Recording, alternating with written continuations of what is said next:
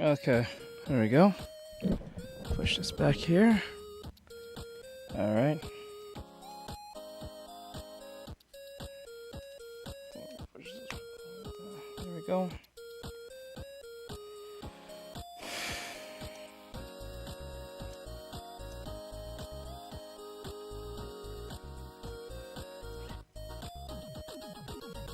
All right. So what we had. So Broly's like this down here. And it's like what? And then I'll make. I could put like a disgusted face. I think that'd be best.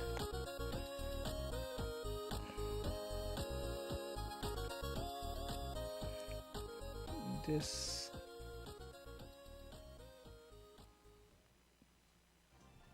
Today on Lifestyles of Slot Stars, we're taking a look inside Huff and Puff Money Mansion, exclusively on FanDuel I think that'd be Casino. best way. This Okay. isn't your average mansion-themed slot game, elegantly designed with a golden door bonus and a Okay. penthouse packed with jackpots. This palace of spins will take your breath away. Hopefully it's not too loud. Let me turn it down a little. Money Mansion, There we go. exclusively on FanDuel Casino. 21 plus and present select states. Gambling problem, call 1-800 gambler. Oh, cut. Like that. Yo. This.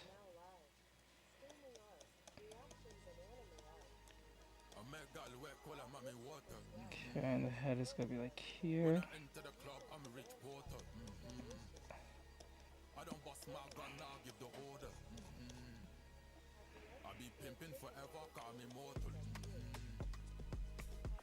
Yo. I can, but you gotta pay for that.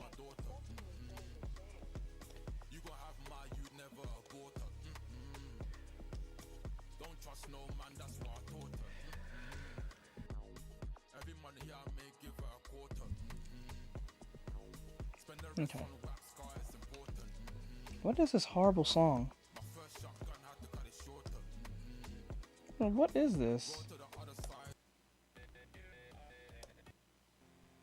Oh, these are horrible songs.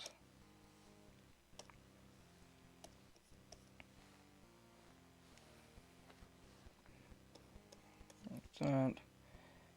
His chin is about here. And here. And his eyes. Oh, it's not. We're gonna make him be looking down.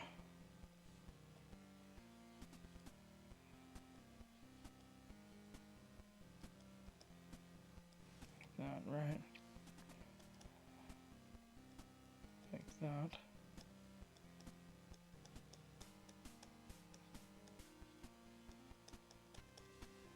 Right now, like that.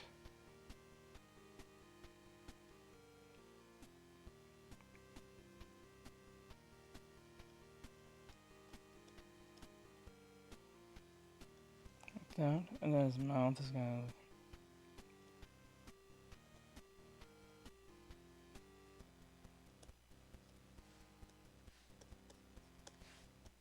Okay. And then we're gonna give him a little bit more.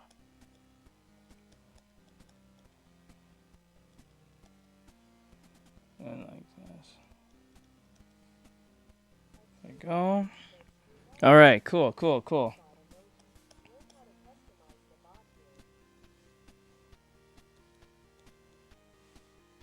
Like that. And then make it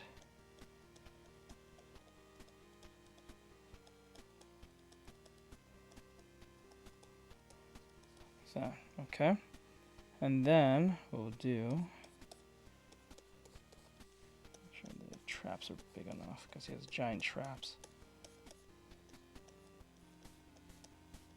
Okay.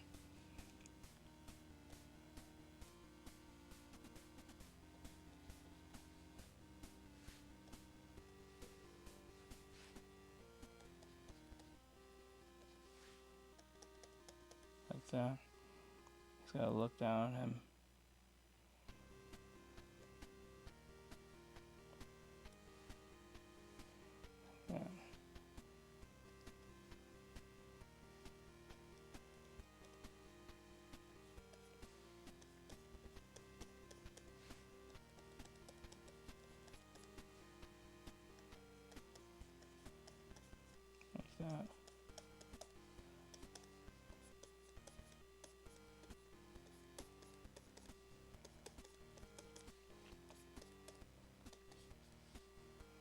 Let's put it like that.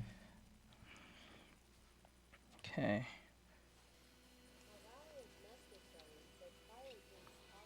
Yeah, we're just waiting for a little bit. I'm just getting everyone ready up. And once it's done, I'm gonna start around 6 o'clock. Once it hits 6 o'clock, then I'll start the reaction video as I do artwork.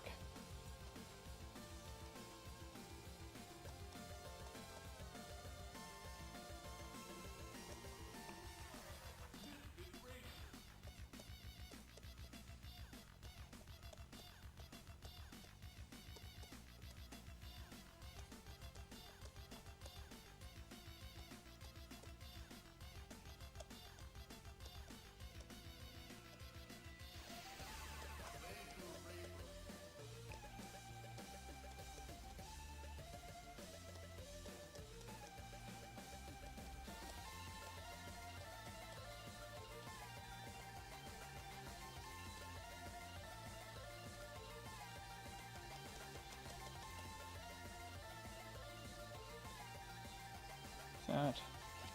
His ears will be about here.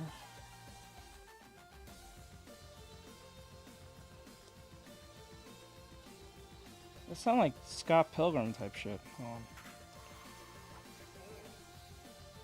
It sounds like Scott Pilgrim. I don't know why. All right.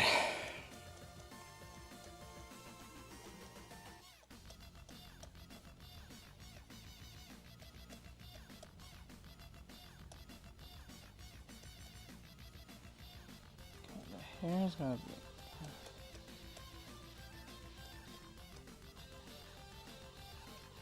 Hey, PT. What's going on, bud?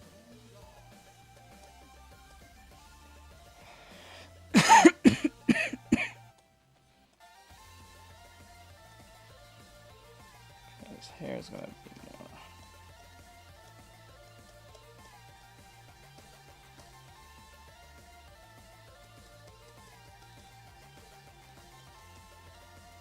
Okay.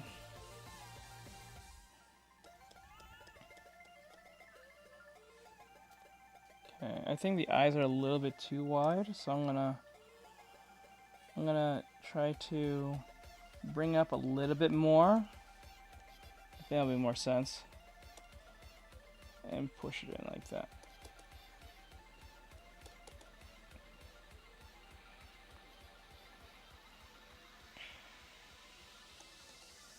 Alright, so that's a good placement.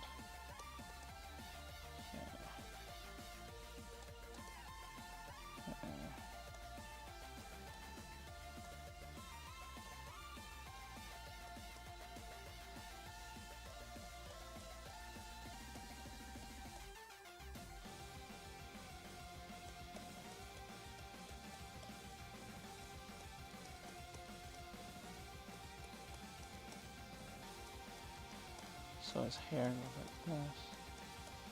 Well, his hair goes like this. Okay, that's a little bit too close.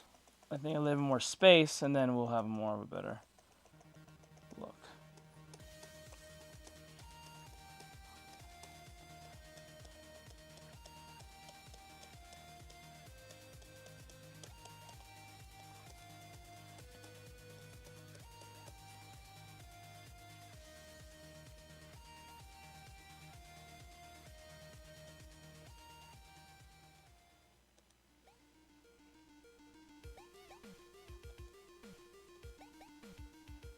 Okay. Now what we need to do is clean up everything here. Okay, like that. And then like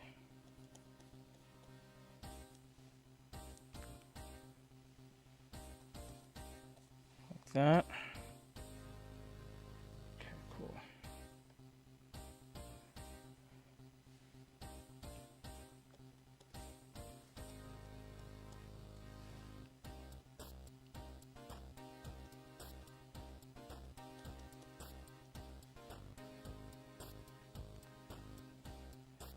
Okay, in 6 minutes we're gonna start reactions.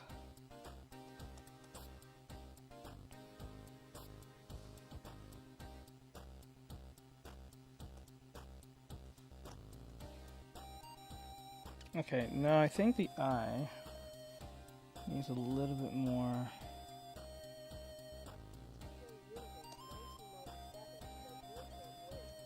Yeah.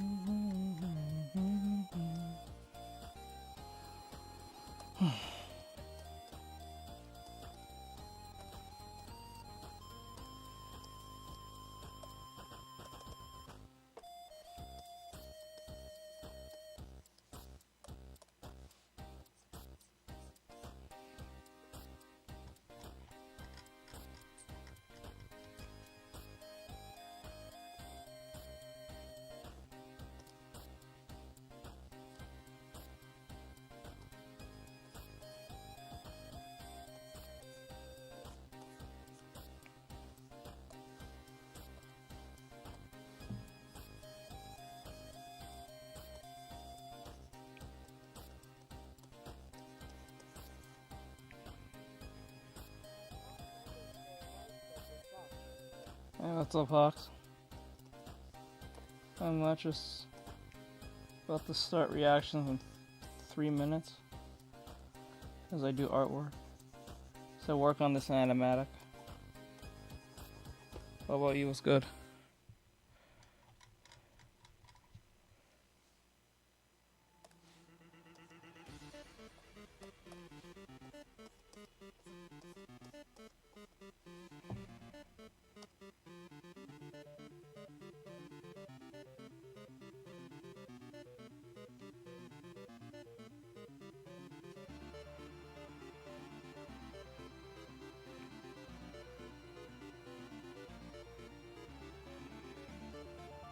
Hold on.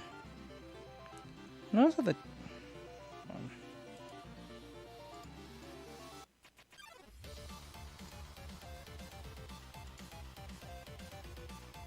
notice that the chat's not showing up?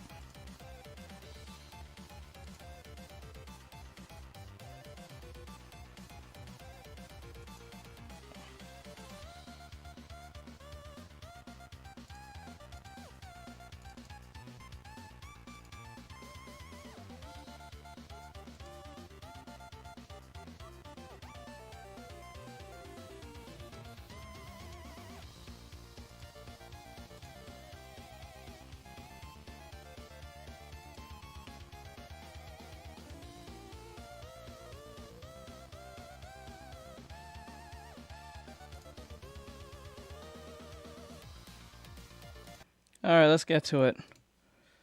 I don't make any too longer than I should.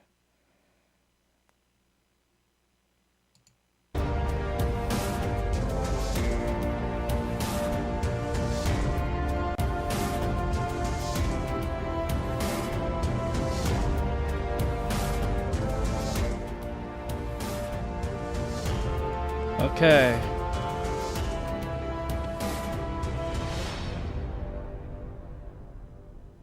Ugh. I'm always looking for a reason to put a man in a dress.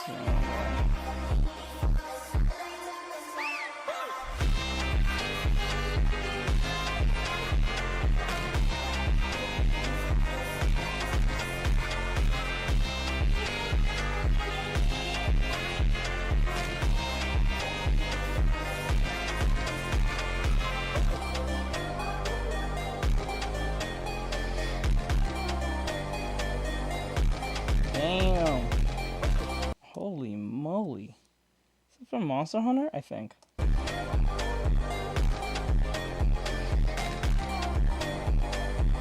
must be Monster Hunter.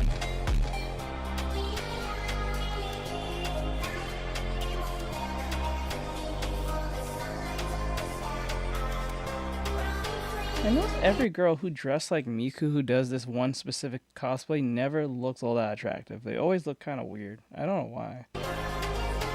Very malnourished. I don't know why.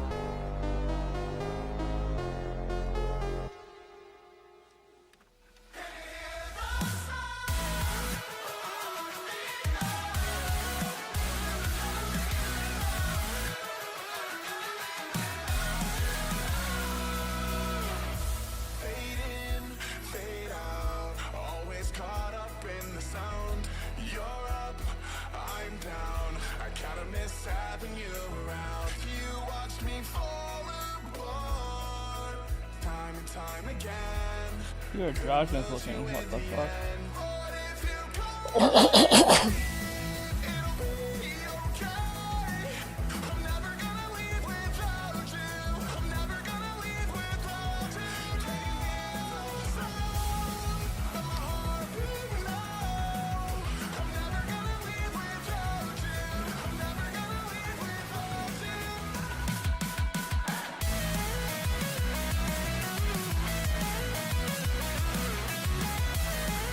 Nice.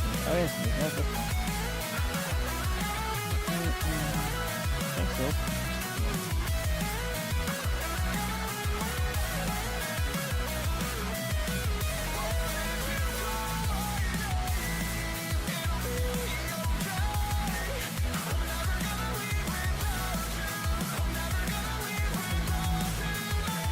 Alright. Okay.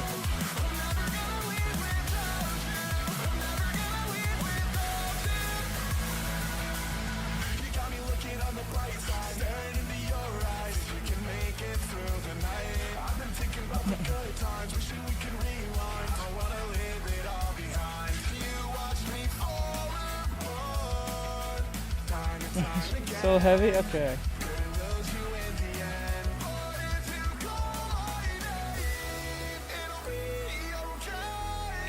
Don't get me wrong, I always appreciate the cosplays, especially the ones that are like in bikinis and stuff, but like what's crazy is like I don't know how they can wear that in those cold areas. Because I know I said that yesterday. Hey, what's going on? I know I said that yesterday, but when I really think about it, that's crazy to go to these conventions and then be like, wearing those outfits and like it's cold as fuck because the AC is running like they have like several ACs running there, especially in the summertime, like or even fall. They have the AC still going because they want to keep it cold as possible. But god damn, holy moly! Hey, Loz.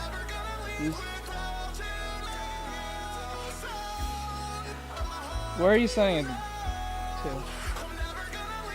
You gotta pay for that, bro. I don't do free requests.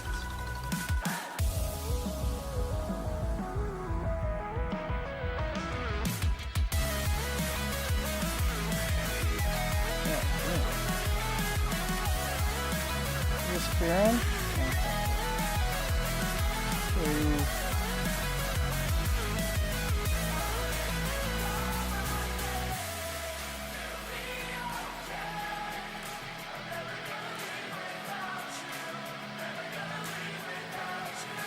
Nope, you gotta pay for that. I don't do free requests, sorry.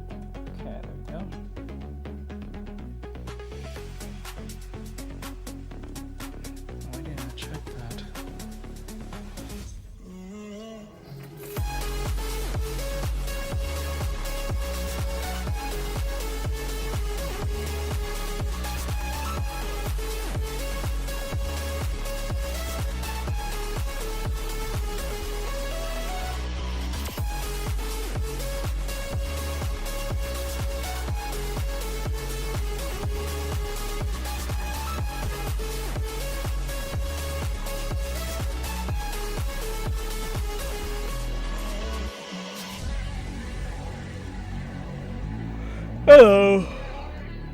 Nothing.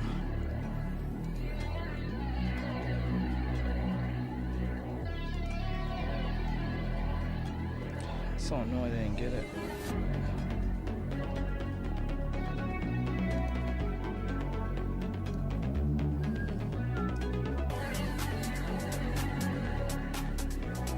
I haven't played this game yet. Is it actually worthy? Is it actually worthy of it? Like, I know it's that crazy chick game, or that anime one. Is it good? Because I know it was kind of like a thing. Everyone was playing at a little, like, one small point last year. But is it worth playing? I guess it's like a horror anime, like a psychological horror anime, like desktop meta thing. Kind of like Doki Doki, I guess. Is it called Doki Doki, I think? It's kind of like that. It's supposed to, like, fourth breaking or some shit. Fourth wall breaking, I think. I'm not totally sure. It is worth it? Okay.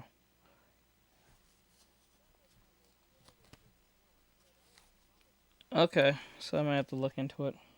I gotcha.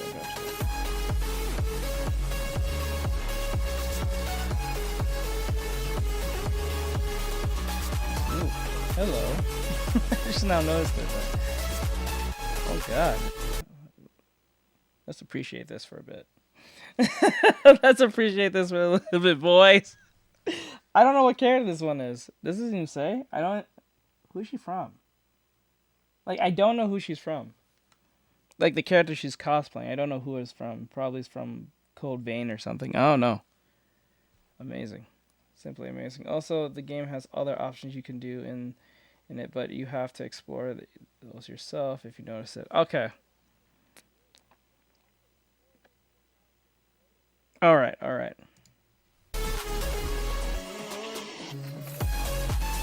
afternoon. Oh, Fate Grand Order?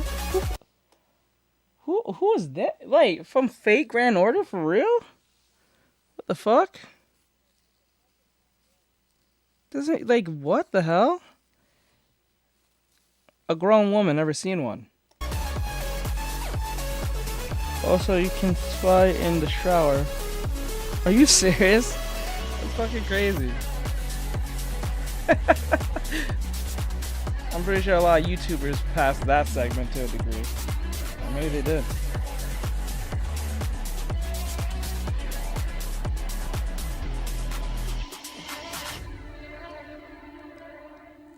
I gotta jump in Grand Theft Order, bro.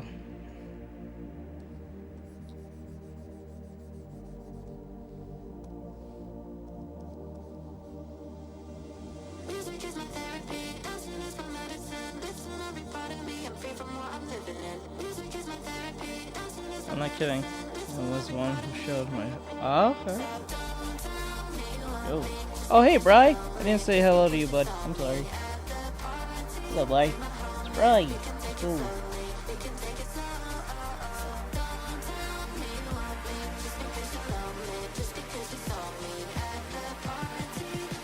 Why do you guys get, like, I don't understand. Why do you guys get shocked when you see a cosplayer? It's like you've never seen a woman in a cosplay before?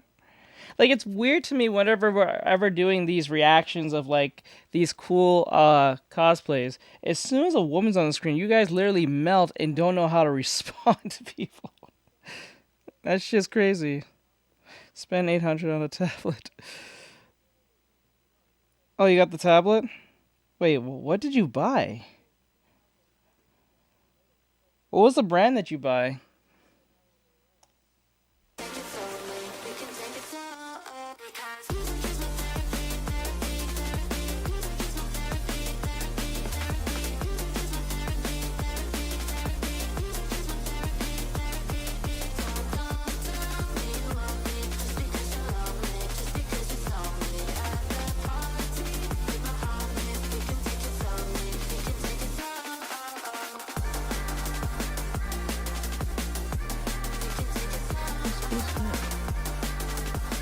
The folding one that turns into both a tablet and a phone.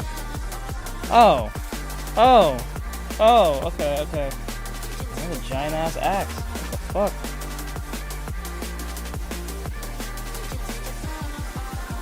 S23? I forgot. Okay.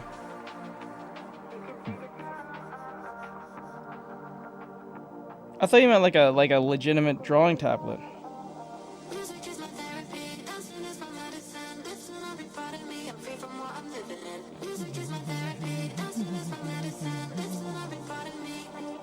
Totally forgot.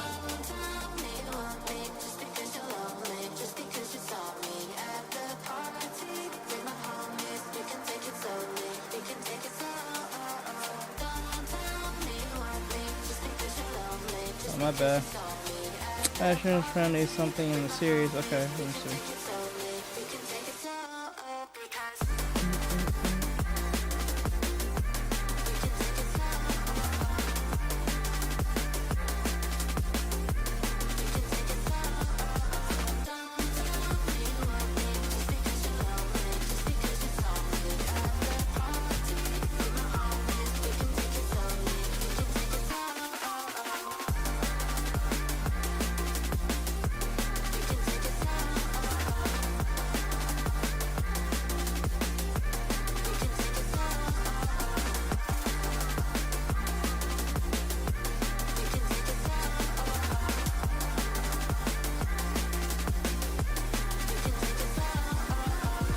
Should we roll it from DBS? Yes.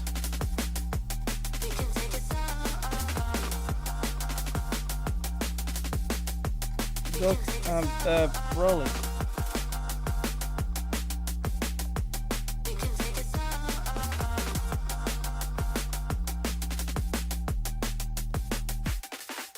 So sweet to me. This is where I wanna be. On up with you, supersonic. We're on fire, like your love alive.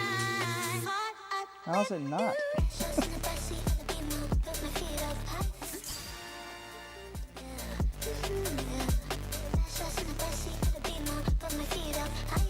Yeah, it does.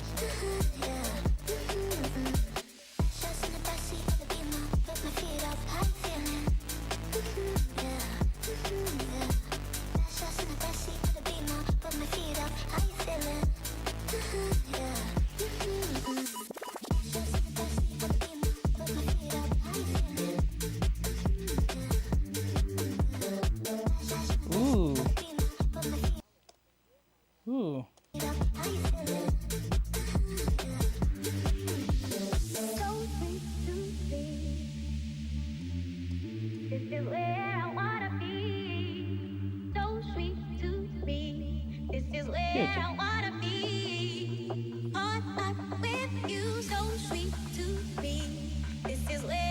I'm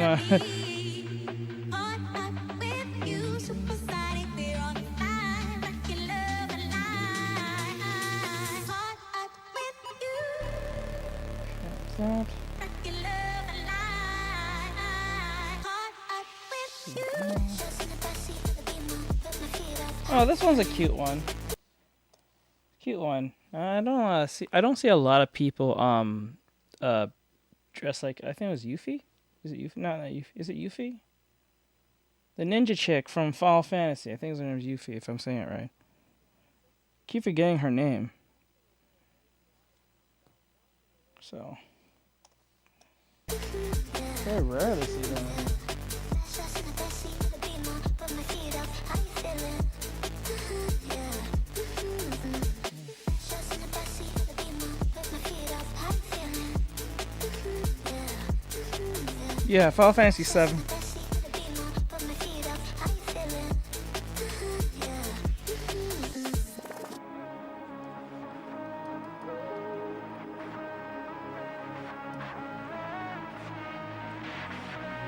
Yes, you could. Knives. I'm doing well. Just doing the thing, just trying to finish this animatic.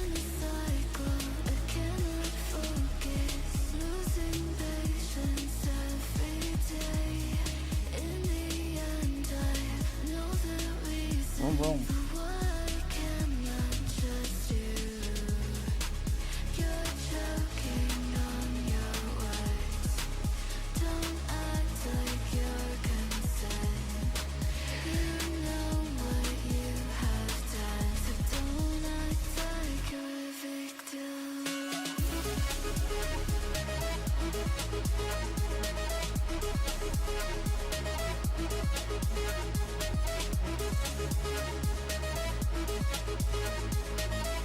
Go.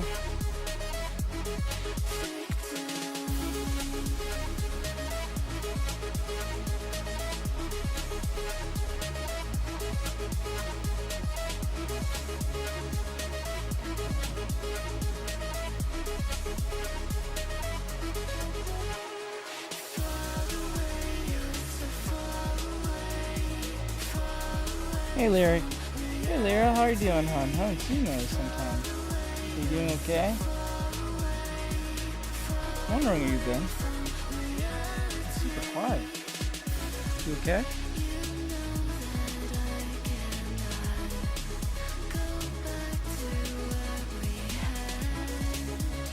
Please don't give away your location. YouTube don't like that very much.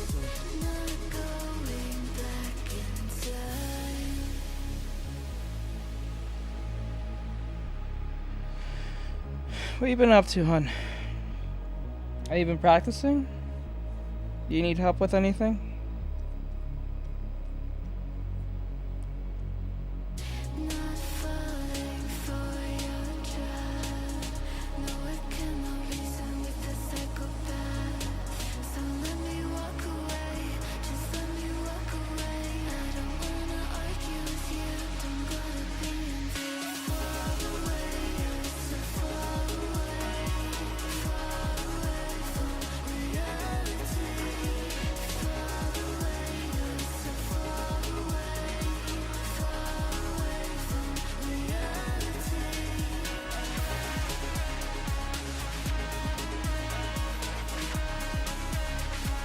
I was sick, so I missed.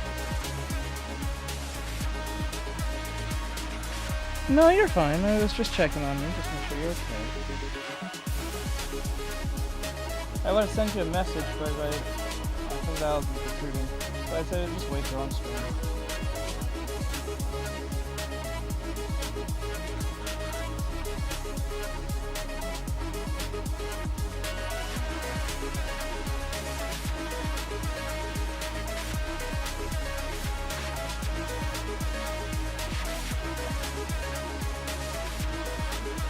Popcorn video.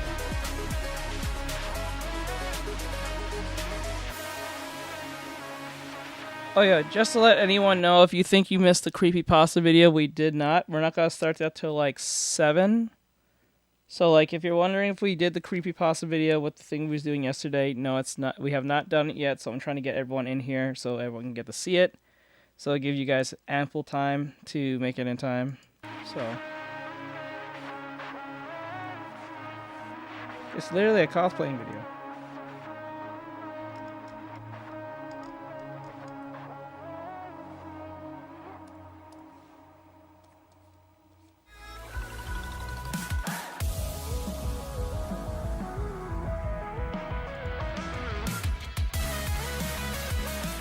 How you like it?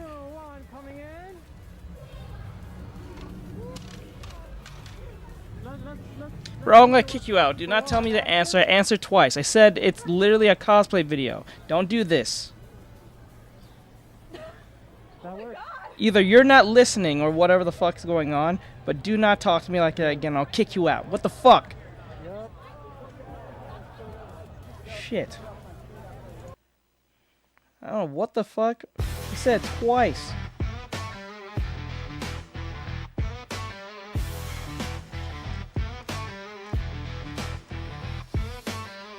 Up cape on, strolling through the halls, panels popping off like graffiti on the walls, boots stacked high. I said twice. While it getting lighter, can't help myself. Lightsabers glow, Spidey strikes a pose. Cosplayers flexing in their homemade clothes. Let's see here.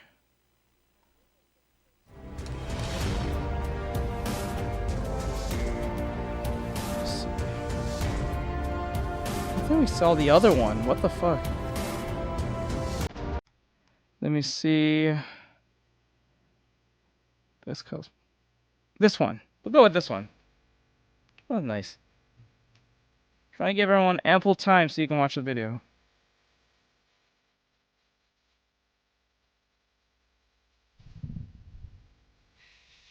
Which is strange because it's not even that high.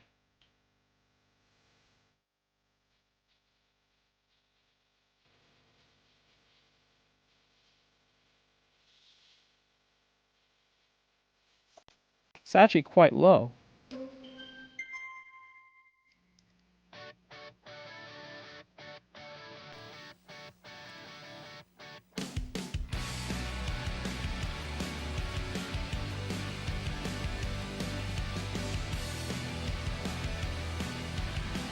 I heard him the first time he mentioned. Yeah, everyone heard me. Bro's not paying attention.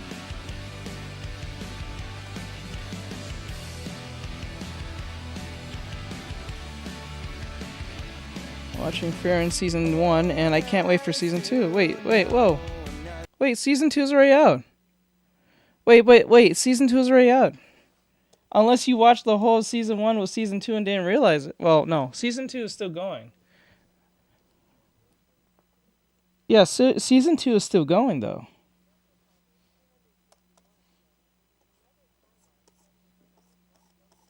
Yeah, I said it twice. Almost 3 times. Because he asked me, what is the video about? I said, it's a video about cosplaying. Let me see. If it was another time, said it again. Oh, were you able to see the Daughter of Wolverine in store? No, I have not. I look that up after this. Remind me to look that up after this.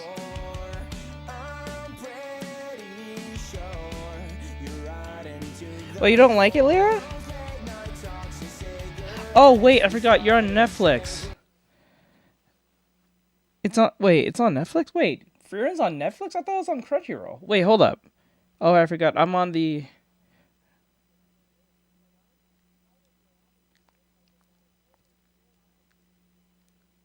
What are you talking about?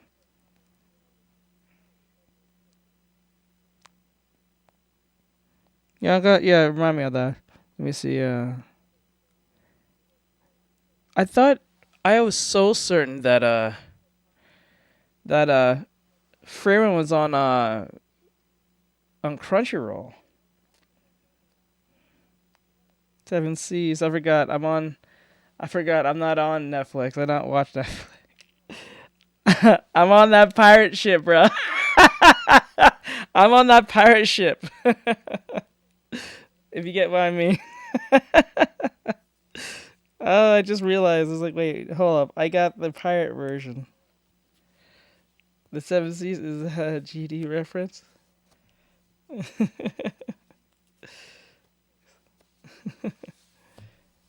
I didn't even see season 2 on Netflix. Season 2's out. I think they're on episode 3? I could be wrong. I think they're on episode 3 or 4 by now. I think. Like I'm currently watching Fate Stay Fake right now. And I'm having so much of a blast watching that. I'm just enjoying fucking Fate Stay Fake. Season 1 or 2 merge. How is the... Or is that... I know. Comey can't communicate. It's merged. Or is that what I know? I heard Face Streak Fake. It's really good. I think Fate Stay Fake is worth it. I like it. The animations, they upped the ante on that one. I never thought they could, but they did. They kind of got that One Piece animation thing going on. The latest episode kind of went down that path. I was like, what the fuck? Let's go. I kind of noticed that that's the... Like it's funny because I'm like thinking to myself like, Like, I didn't think they can get better with the animation, but they did.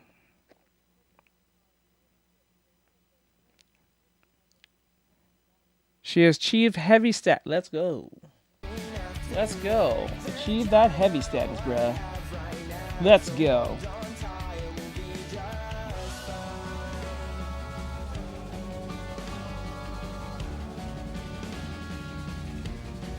That's classic Rogue. I mean, Gene Bro. God damn.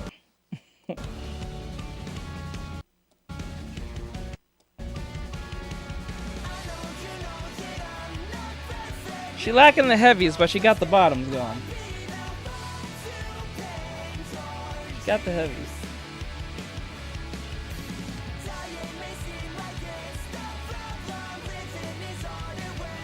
I think I live on the moon. I think I live on the moon. I did not see. It's all right, Lyra. Oh, you say you didn't like the? You don't like the setup? What you said? Like, go back. God damn. God damn.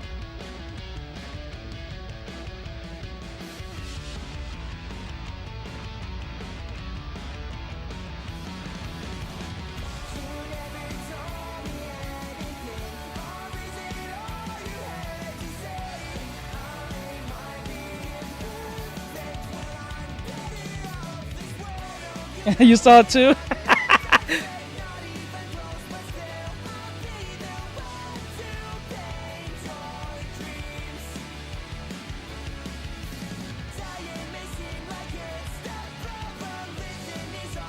Oh, Marcel from Dungeon Meshi, yeah.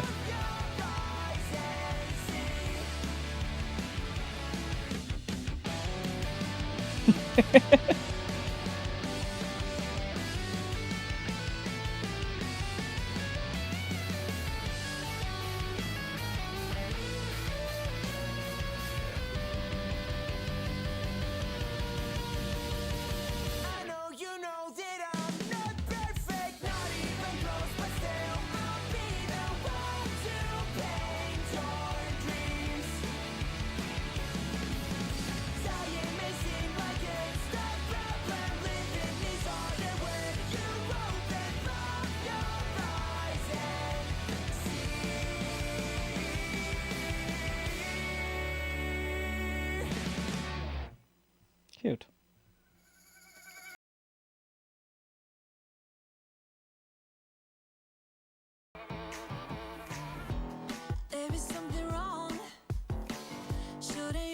Bruh.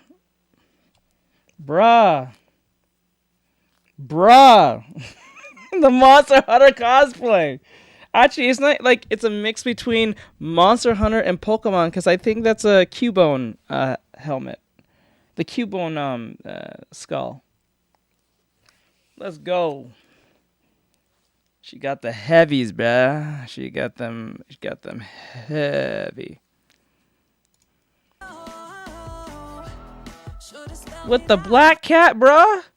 Come on, you're just 2 for 2. Come on, you hit us with the 2 for 2. Come on, she got the abs and this one got the what the fuck?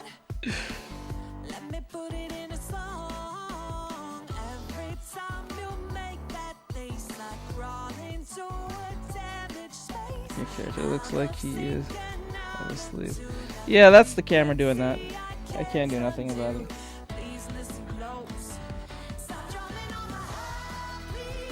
The heavy.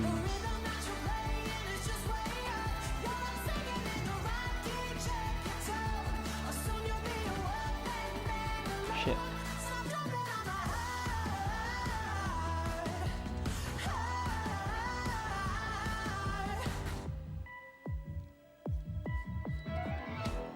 Why you look surprised?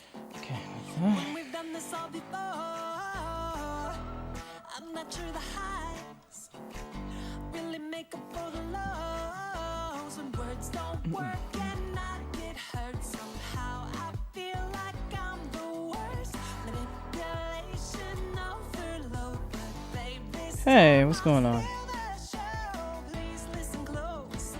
Stop drumming on my heart, please stop.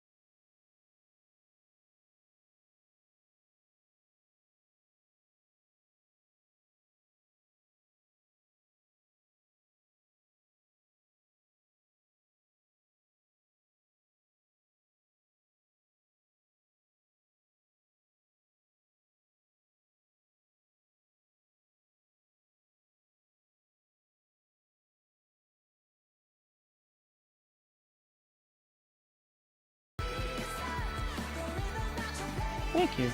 I'm gonna get it to work soon. I'm gonna make it more cleaner than this. Just trying to get the overall idea out first, and then we'll clean it up.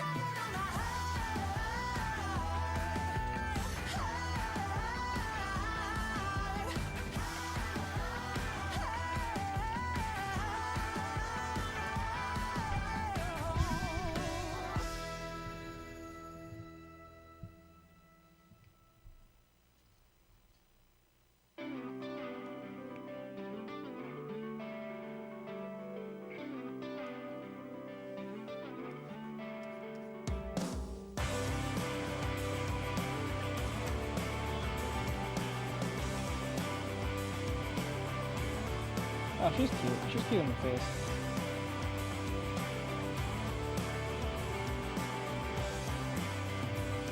We're in! Cosplayers. Traveler.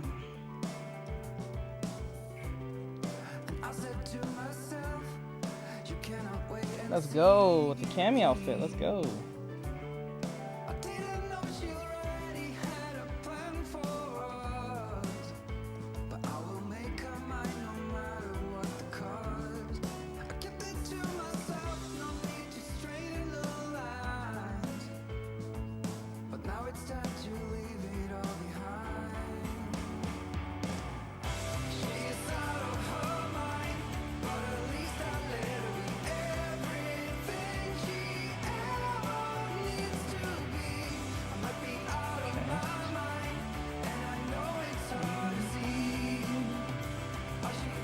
I have to lift up the hair a little bit. The eyes, so I'm gonna.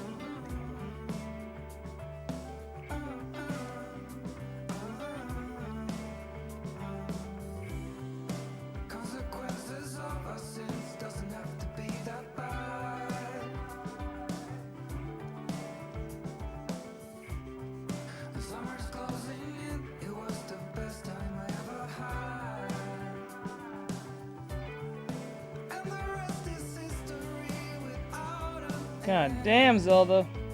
I think it's Zelda.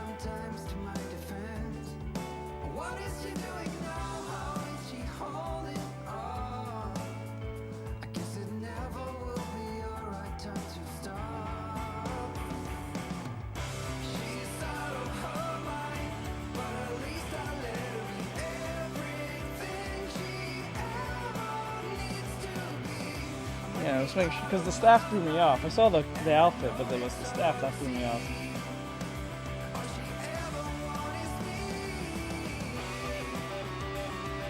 Hey, Nathaniel's gone, look.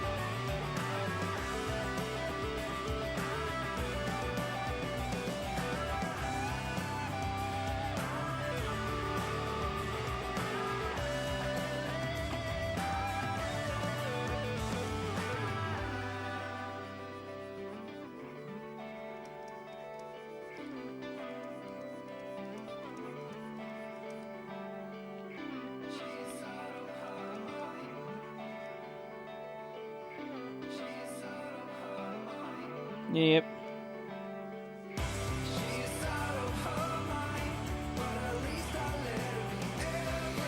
Okay. Bye-bye.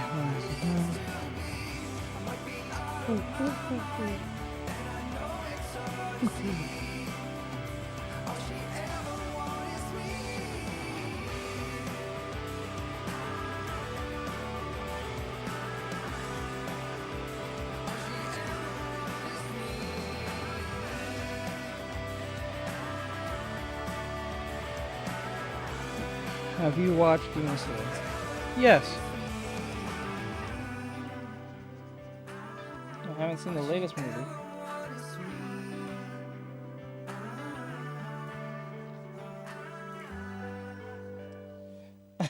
I find it funny that the the top half something went wrong with this cosplay with the Master Chief. It's super green at the top, but it's very like olive gray at the bottom. What is happening? The colors are off.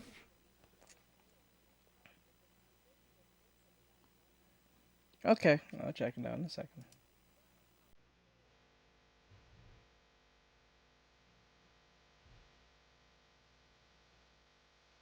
Yeah, send it to me.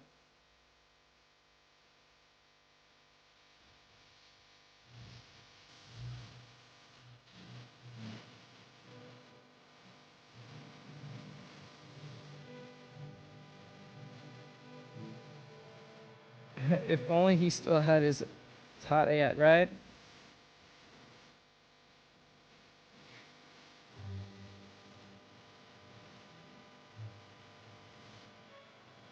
It's not too late. No belongs in the islands. What's your idea? Sinking deeper in quicksand. Spinning up the pains. We'll never know what is coming. Take my hands, I'm running. I let you play. Every time they make swords like this, they always tend to break off so easily, but they'll take months to make at the same time. That is so annoying. I always find that so fucking annoying. Like they'll make this for like months, the prop, and then when they finally go out, it just breaks off after like 2 swings. What happened? Hey, what's up?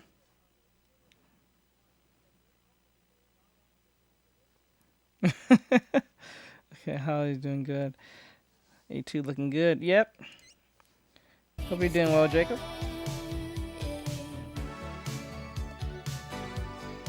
Somehow we'll never change. The lifeboats are prioritized. Gold on her soul sword is similar than that. Slimmer than that. Really? Ooh, we got the Gundams. We got the Gundams. Yo, we got the cute Gundam girls. Nope. I'm not going to play that because that's a request if that's what you're trying to do. Nope. I don't know who that is. So this said Dr. Jiro meets Commander Chief and made her body. What? Silver said.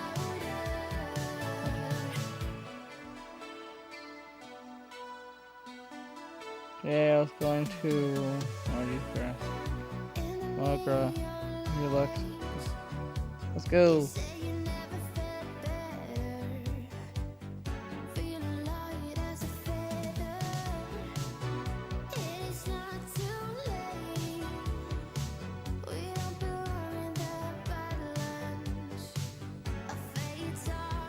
been a long time since I've seen an Amber outfit.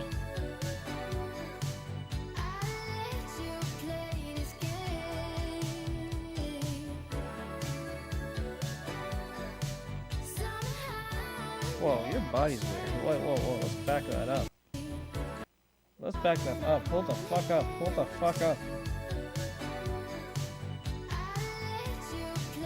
Hold on.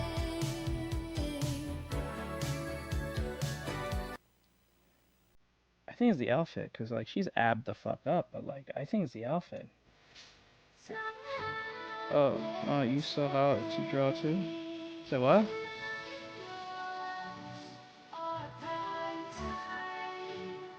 Dang, y'all still use draw?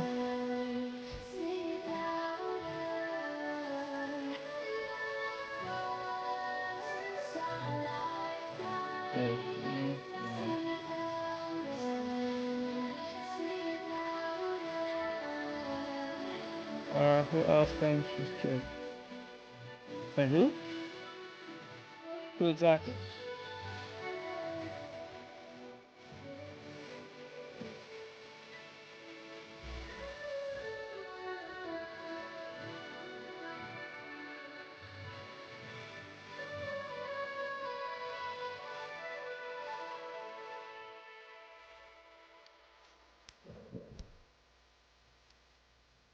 Just reached level 10.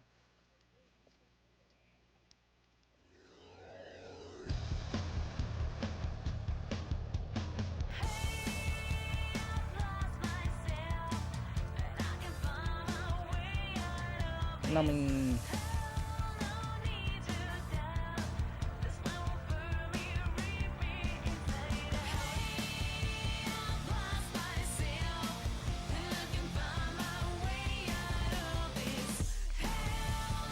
When they all name in the corner. They're all names in the corner. Yeah, all their names are in the corner. Believe it or not. They're in the, like, right-hand corner. I don't know if you guys can actually see it. Oh no, okay, Gunther's in the way. Hold on. I just realized I'm actually in the way. Hold on.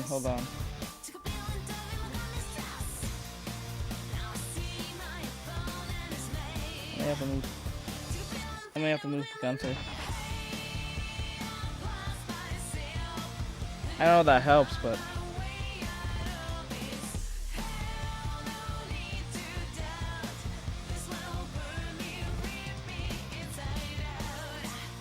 Alright, please tell me if I can get the link to find the Mother cosplay. Ooh, that was so cool! What? Let me see. They're all named in the corner. I thought I got kicked. You got kicked? No, I don't think so. Art, please tell me I can get the link to find that Mother cosplay. The Mother? Wait, so link.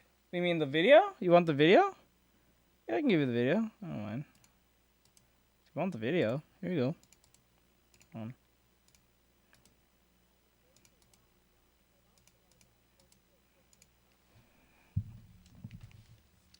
know how I feel about that.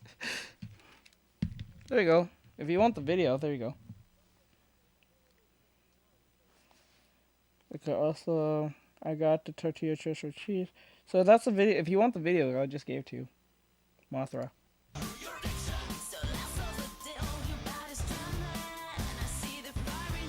Oh, you meant just the character. You're just referring to the character.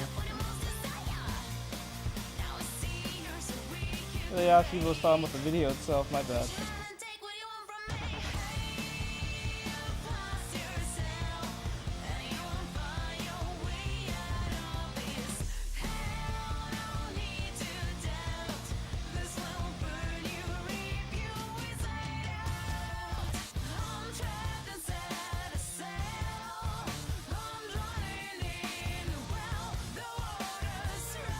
Okay, I've seen this character so many times. Where is this character from? I feel like it's from Cold Vein. Let me see. I can't see the... It's in the corner, but I can't see it because it's... my vision is smaller compared to yours because I had to make it small for it to fit in the video. Yee. Can someone read in the corner what it is? Because it's too small for me, because I can't see it. Is that what it's from? Firefly? Is that what it's from? I don't know. Like, I've seen this monster so many times in cosplays, but can't make it out. Damn it. I gotta have to make it bigger, but I don't want to make it bigger. Chatterbox from the... Okay, you got it, okay. Okay, Bright got it. I couldn't read it for the death of me if I wanted to, so I just wanted to make sure. Because I've seen it so many times, I was like, what is that monster from? All of this is awesome, just like see people in that fit. Yee. Yee.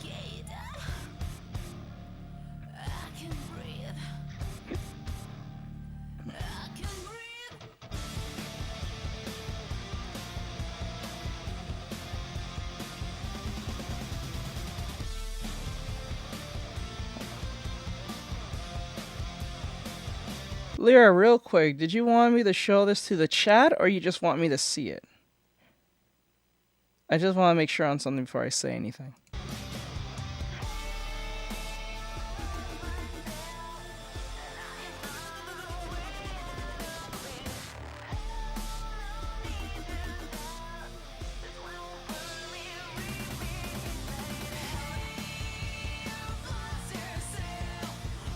What, Powerpuff Girls? No.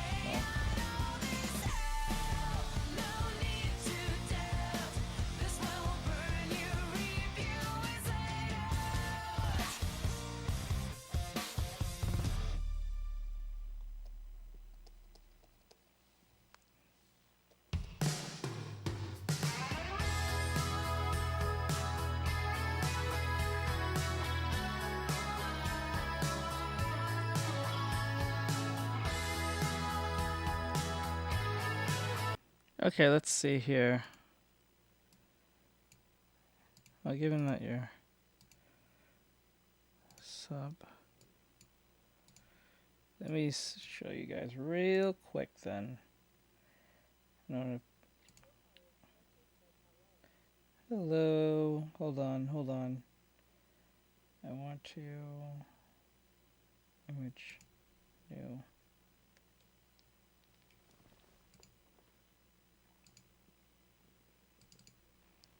There you go. There you go. Lyra made this. This is amazing. Look what she did. She did a great job. Look at that. Looks lovely. Looks absolutely lovely. Should I share this in the Discord? Fririn! It looks lovely. I like it. It's amazing. You're improving. Yeah, she's improving. There's some things we can tighten a little bit when it comes to anatomy, but you're improving. Great job. You'd be proud of yourself. Be extremely proud of yourself. This is amazing. I'm glad you shared this with me. I was able to share it with the chat. This is amazing work. Looks beautiful. No problem. Love what you did with the air, though. Like, I sometimes have challenging situations when drawing elf ears. They're not actually hard to make. It's just like it's really easy to get away with it. But a lot of people don't pay attention to. Trend? What trend? There's a trend? There's a trend? That's amazing. That is awesome. Look at that. That is amazing. Great job, Lyra. Hello. Good job, Lyra. Keep doing that one. Welcome to the stream.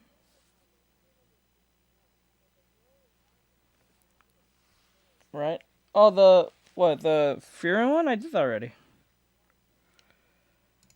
That's what you're referring to.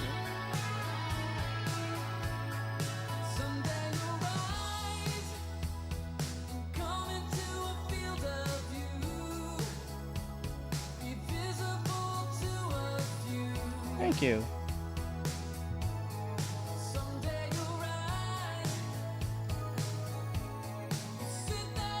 I usually get away with them because you don't have to put too much emphasis. Most people can figure out what it is. Thank you. Actually, this was a good cosplay. I don't see a lot of chicks actually like going this one.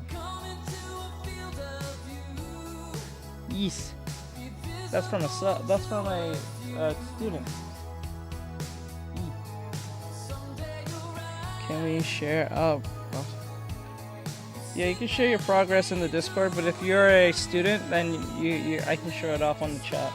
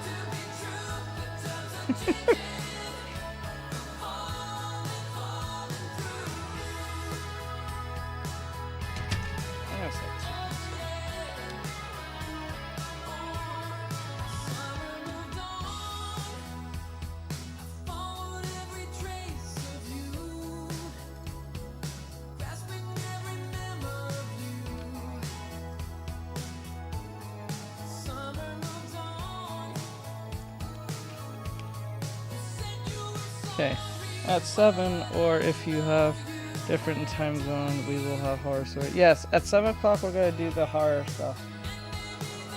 We're gonna do the creepypasta stuff. That's in a couple of minutes. That's in like, what, 7 minutes from now?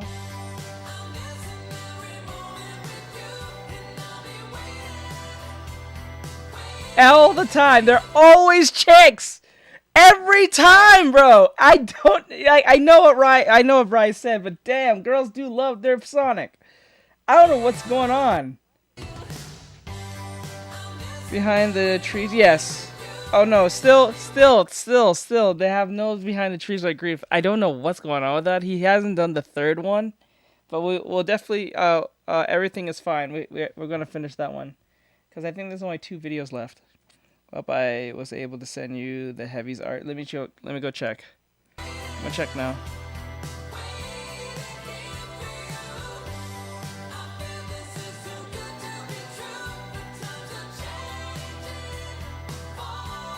Okay, this way. Oh yes. Wow.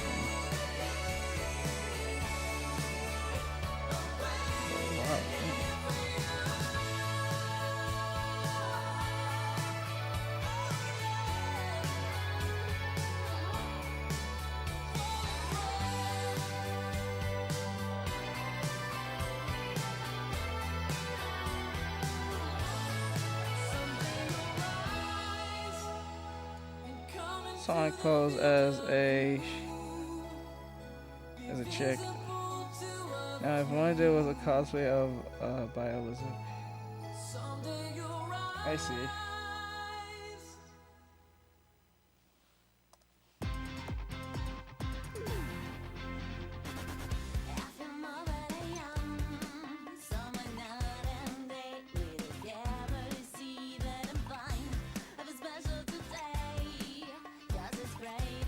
Ken has given nightmare.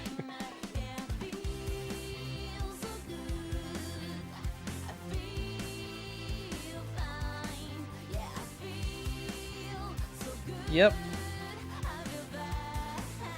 Let's go! That's actually a good one. I like that one. That's a good one.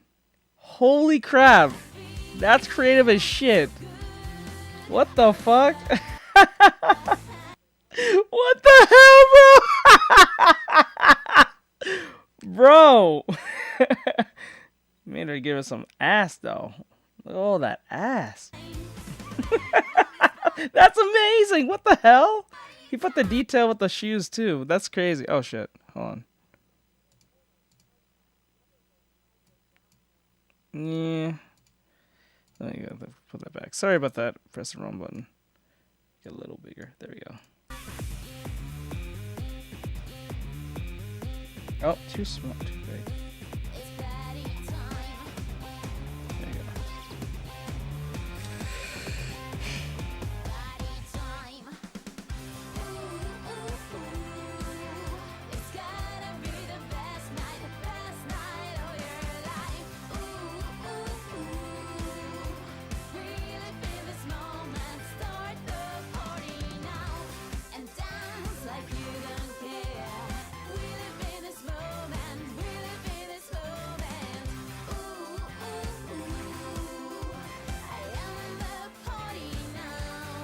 There's only 2 minutes left.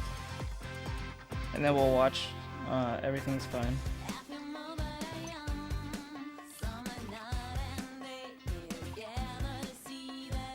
I'm not sure. Doesn't tell us.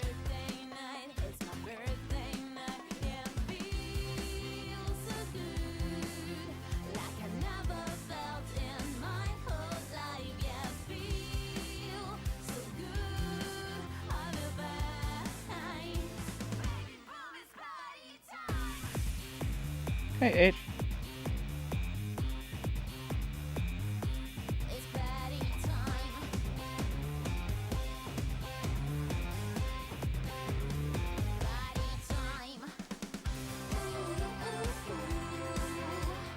Thank you, I appreciate it.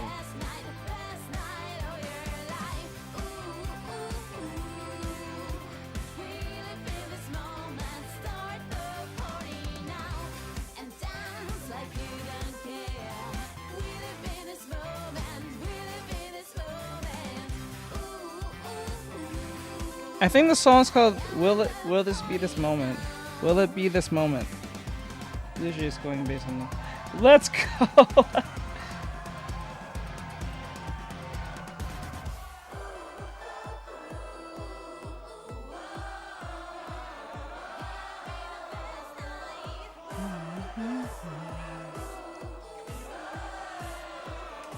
Well, I tried animation and I tried animation and I couldn't even get past the first step. I know. I went through the same thing.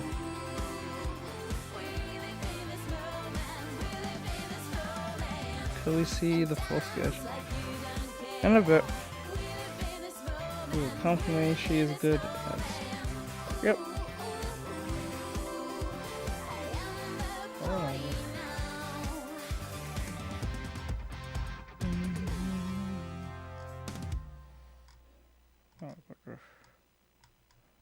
Alright, that's the end of that. We're gonna go watch some Grief now.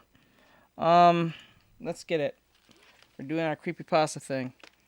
So it's like 2 minutes early, but Grief. Alright, so yesterday we was watching behind Everything Is Fine. Right? We're gonna watch the horror stuff and then we'll do other reactionary stuff because I gotta get this stuff done today. As much as possible. So, let me see.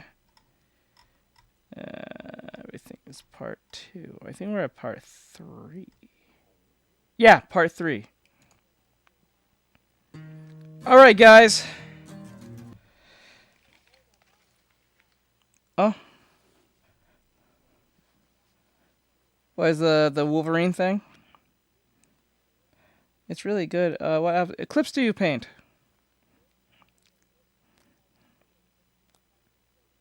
Lock in Maggie. Okay, I don't know if it's because of... Alright. You said you wanted to see the chat. Yeah, well, I want to, but I want to stay on schedule. So what we're going to do, as soon as we're done with Behind the Streams... I'm going to say the wrong thing. Once we're done with the creepypasta stuff, I'll definitely jump into that, because I want to see that...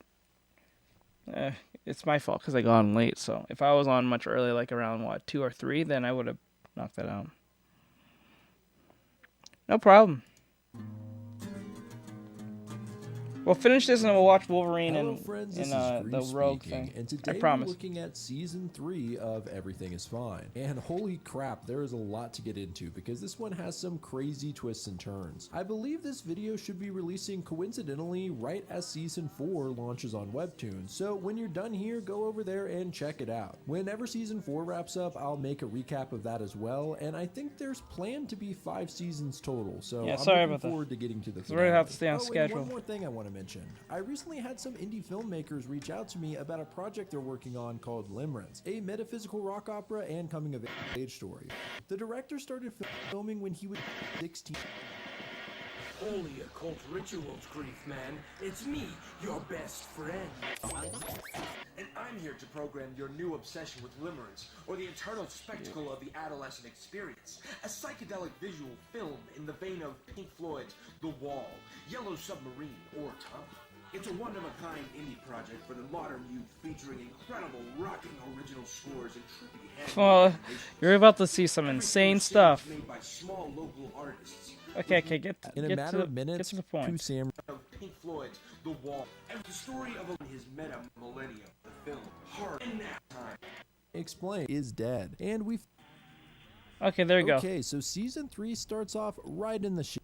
A reporter on TV says that Air Force One has been shot down and the president is dead. And we finally get a little explanation as to what the hell happened in this world. An organization called the New Government has taken over and instructed all citizens to wear the cat masks that we've grown so used to. They've also Why? forced news outlets to read a disturbing press release. They start by thanking everyone and saying, please enjoy our thoughts and prayers. Okay. They say they've deemed it necessary to remove all It government depends on staff what you and mean. replace them, and they assure parents of children who have recently joined their cause that they're being taken care of. They mention that an item should be arriving shortly, and anyone who's not a parent or won't comply when the item arrives will be processed. I'm assuming the item is the cat helmet, and process is simply a nice way to say execute. As we zoom out from the TV, it's clear this is Sam and Maggie's house before they've donned the masks, Well- although their heads are obscured as usual. Sam rushes in and says that he just watched their neighbors get shot down. There's a brief funny moment here where Sam describes the masks as bear heads, and Maggie says, I think it's a cat, right? This is actually a small wink at the audience because a lot of people, including in my own comment section, thought that they looked more like bears than cats. Anyway, Maggie gets a call and it turns out to They be look their like cats daughter to me. Sarah. They freak out, asking her where she is, and Sarah is surprisingly calm. She tells them not to come looking for her and that the time they spent together meant a lot. Maggie tries to tell her that whatever she's caught up in, it'll pass and that one day they'll find her. But Sarah says this isn't some temporary thing. Her new friends see what's wrong with the world and they need to fix it. This is the way things are now. She ends the call by saying everything is fine, and we see the part 3 title, Mud Over Time. This was our first insight as to what actually took place that caused everything to go to hell. This group somehow overthrew the entire government, and it seems like Sarah, along with other kids and teenagers, had gotten tangled up with the group before this. Sarah seems to have left her parents voluntarily, although I'm skeptical whether this is truly their Yep, daughter's she said free it. will. It She seems said it. Sam Let's was go home. reliving this memory as a nightmare, and he wakes up to a knock at the door. It's Julian, and he's brought over some food for Winston. He also informs Sam that there's going to be an emergency trial tomorrow. This is of course concerning Chris, who Sam reported as being a rebel. On top of instantly giving Chris 3 demerits, he's now seen as a dangerous person, which is what's brought on the emergency trial. Julian says that it's I just mandatory realized, for is all it- of Lakeview. I just came to realize, and probably too low for you guys.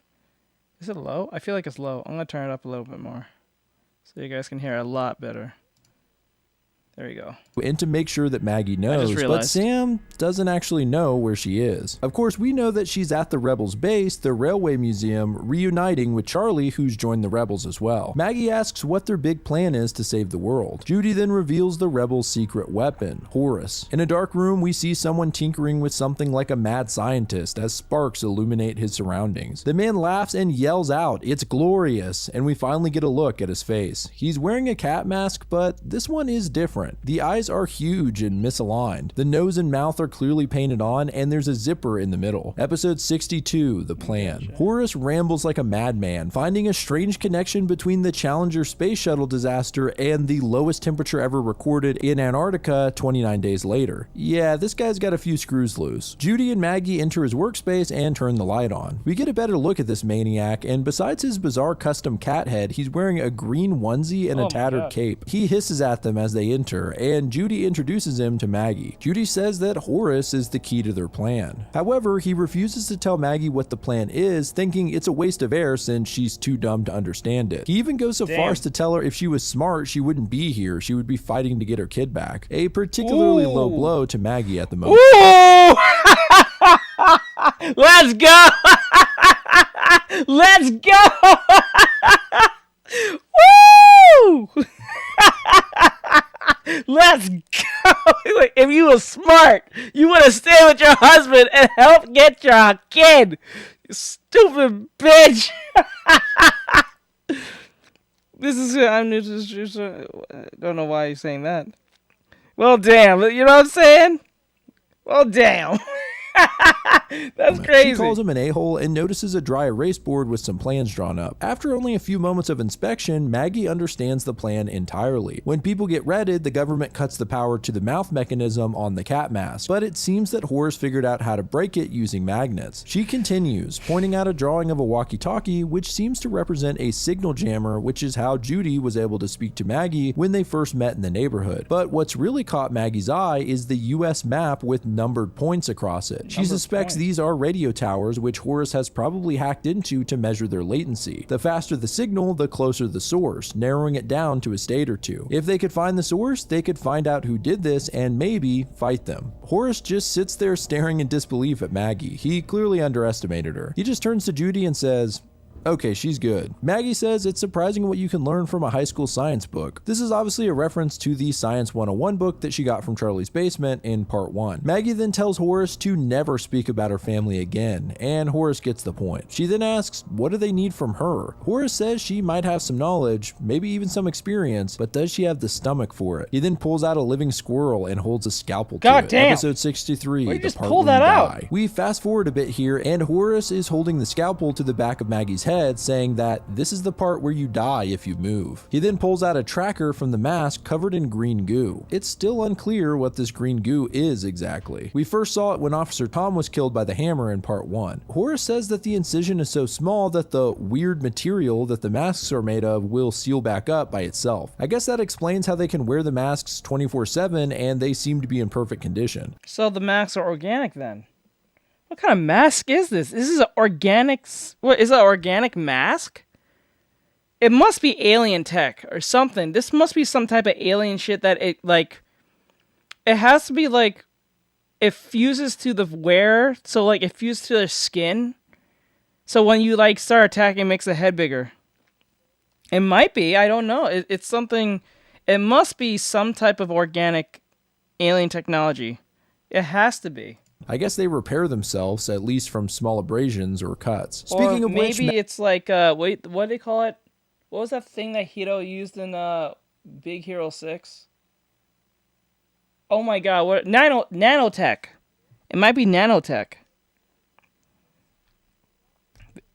Yeah, they got some big ass heads. Maggie asks Horace if he made his own mask, and he tells her that he doesn't know her well enough to talk about it. The next step in the plan is to put Maggie's GPS tracker into the squirrel and let it loose. This is because the GPS has automatic inactivity detection and the squirrel keeps it moving. And if the new government does any manual checks, the squirrel's erratic behavior will make it look like there's a glitch. Apparently they tested this at least once before on someone named Robert, who was their man on the inside. You may remember in part 2 when Gina mentioned that Robert randomly ran off and left his wife. I guess he got cold feet working with the rebels. This triggers an awkward moment when Judy wonders if Maggie will get cold feet, and she reaffirms what she said at the end of part 2, that Sam will not be joining them, period. However, she does say that if Maggie chooses Sam over the rebels, she would be free to go. Suddenly, Horace comes into frame holding a bloody squirrel with a clear incision. He's excited it's still alive and said he's glad he practiced on all those test squirrels, God rest their tiny souls. They go over the plan again, and in order to trace the signal to the true source of the new government, they'll need a tier 2 phone that can send a red signal. So only a cop or a mayor would have a phone like this. They need Maggie to get them one since she can still enter Lakeview. It does leave one question though. If they need to trace a red signal, then who's gonna get redded? Judy says she can choose whoever she wants. It doesn't really matter, but Maggie reminds her that it's someone's kids they'd be killing. Horace viciously mocks her, sarcastically saying, oh no, a couple more kids to add to the pile. I guess he doesn't mind a couple of casualties in pursuit of saving the world. Judy tells her not to get hung up on it and that they can worry about that part later. Right now, they just need to get the phone. Then a familiar voice, or should I say text bubble, chimes in. It's none other than Gina, and she's holding a shotgun up to Maggie's face. The last we saw Gina was when she left Chris at the ranger station and wandered out into the wilderness. Episode 64, Energea. Gina says she actually came to see if the rebels were worth joining, but after seeing the crew in the gift shop, she decides they're just a bunch of dorks. remarks. She says this isn't a movie, they're not going to save the world, but Judy tells her that people have saved it before, that every time the world has felt the boot heel of fascism, there's been resistance and rebellions. A lot of people will die for what seems like no reason, but everyone who dies fighting leaves another small crack in their facade. Maggie tells her that she had no involvement in what went down at the ranger station. That was all Sam, and Gina actually has no hard feelings about it. It seems Judy's words have gotten through and she starts to believe she can help the cause. Judy reaches a hand out and Gina takes it, thanking her. She thought she would never find friends again. Then in a truly shocking moment, Please Hold jumps onto Gina and puts an axe in the back of her head. Holy the red shit! blood and green goo leak onto Holy her. shit!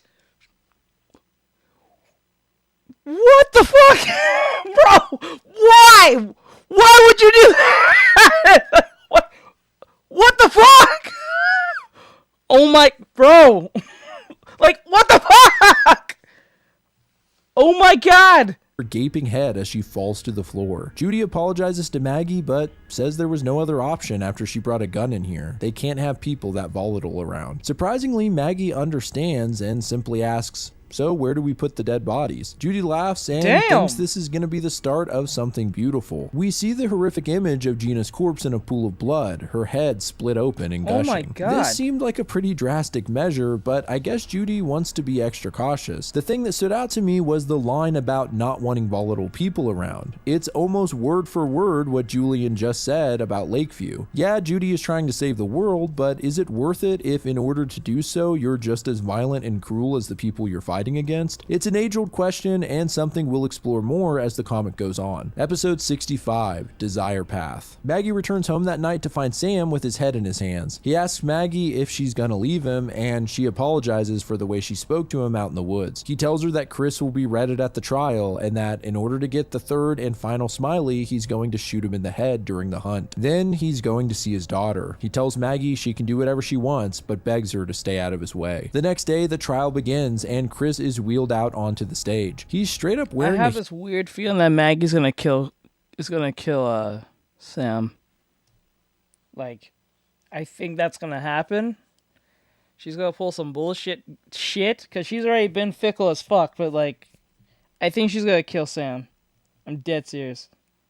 Human muzzle and straitjacket like Hannibal Lecter in Silence of the Lambs, which is a little silly, but then again, everyone's wearing cat masks. Anyway, Chris seems to have gone insane even before being redded and rambles nonsense like, there's a farm in Nebraska, I'm buried there, and we sit and watch the fireflies play with the moon. It kind of reminds me of that classic Charles Manson clip. I'm a tramp, a bum, a hobo. I'm a boxcar and a jug of wine, and a straight razor if you get too close to me. Creepy. Laura starts the vote even though it's only one person, and Maggie takes note of Officer Greg and Laura's phones, wondering how she's gonna get one of them. Dave jump scares Maggie in the crowd and is acting creepy as usual. He says the last thing he wants to do is scare her. After all, fear spoils good meat. Episode 66, The Weight of Warm. Sam steps in between Maggie and Dave and tells him to back up. Dave says Sam reminds him of Glenn, and we get a flashback to Glenn and Gladys's horrible death at the hands of Dave in part 2. Sam calls him a bully and says people like him always end up hurting themselves more than anyone in the end. Dave laughs at him and says that despite the fact that he does enjoy the feeling of taking a life, he always lets his friends claim the kill. In fact, he's helped more people go up than anyone here. He reminds them that he was even nice to them before they framed him, and then he walks away. The votes are in, and of course Chris is designated red status. Unlike other times when people are redded, we don't see what Chris is seeing, only his glowing red eyes, as he tells his son to just jump. It seems like something else is happening though. He screams for him to jump and then goes into a full panic, saying, please kill him quick. In pure terror, he then says his son is all inside out and screams. It's easily the most disturbing red status moment I think so far. What the hell did he mean his son is inside out? Laura then begins the 20-minute head start before this extra special bonus hunt begins. We jump ahead to Chris running through the woods sobbing when he steps on a snare trap, pulling him up by the ankle to hang upside down. Episode 67, Tears and Rain. Someone approaches approaches him from behind the trees, and it's Maggie. Chris begs her to kill him quick before Dave gets a hold of him and peels his skin off or some other twisted thing. Maggie tells him she's not planning on hurting him and uses a sharp rock to cut the rope. She tells him how to get to the railway museum and that even though his son is dead, he can still fight for him with the rebels. It seems like she's convinced him, and he begins to thank her when who other than Dave shows up holding his harpoon gun. Dave goes on a rant about the old world, how everyone was constantly lying, it was all fake, but the one thing that was truly real to him was the sound a parent makes as he dismantles their child. The moment that disbelief turned to despair in their eyes when they realized he was the butcher and their family was the meat. Yep, Dave is essentially admitting to being a serial killer even before the new government takeover. Even worse, it seems he particularly targeted children. He says he misses hearing the kids' screams and that he believes this new world was made for people like him. Man, this guy's completely sick. Holy fuck, bro. What the fuck, bro? Are you... This is the second time we're doing a a horrible future where things went to shit, and then there's happened to be an insane serial killer in the midst of this shit. This is the second serial killer admitting this shit. Holy shit. This is crazy. He says he's gonna kill them both, knowing that no one would vote against good old Dave, even if he did kill Maggie. And after, he plans on killing Sam as well. Then he finally decides he'll kill them both at the same time, slowly, so that they can watch each other die. Jesus, dude. Then, in another shocking moment, an arrow comes from out of nowhere and pierces right into Dave's head, killing him. It was Sam who showed up right in the nick of time. There's a quiet moment in the rain, and then Sam tells Maggie it's time for her to step aside as he points the gun to Chris, still planning on getting his merit. Episode 68, the opening thread. Chris just asks him to make it quick. Sam apologizes and raises the gun, but Maggie blocks him, telling him this is not the Sam she married. He finally lowers the gun and admits that she's right, this just isn't him. Relieved, she tells Chris more about the rebels and he thanks them both. But as soon as Maggie moves out of the way, letting her guard down, Sam shoots Chris right between the eyes. He only pretended to listen to Maggie to get her to move. He tells her that she stopped listening to reason, so he had to lie. He's gonna save their daughter. I'm not gonna lie to you. I don't think Sam's in the wrong for any of this shit. If anything, this is all Maggie's fault. Remember, it was her executive decision to go down this path that you brought me along, and I had to go with it because if I didn't, I would have been fucked, and our kid would have been killed. So if anyone's the problem here, yes, I still have free will in what I'm doing, but let's be honest, if you didn't take me down this ride, this probably would never have happened. So, just to make clear, you indirectly made me this way, so fuck you. Remember, you put our daughter at risk, and I have to do everything to save her. I'm doing my fatherly duty to save this chick. And you wanted to go play hero with a bunch of insane people.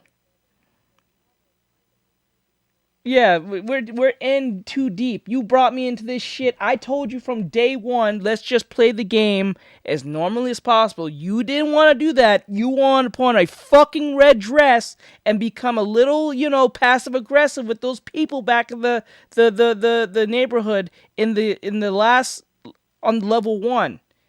Because you want to go free will and go all woman debuff on me, this is what happens. I am not the husband you married.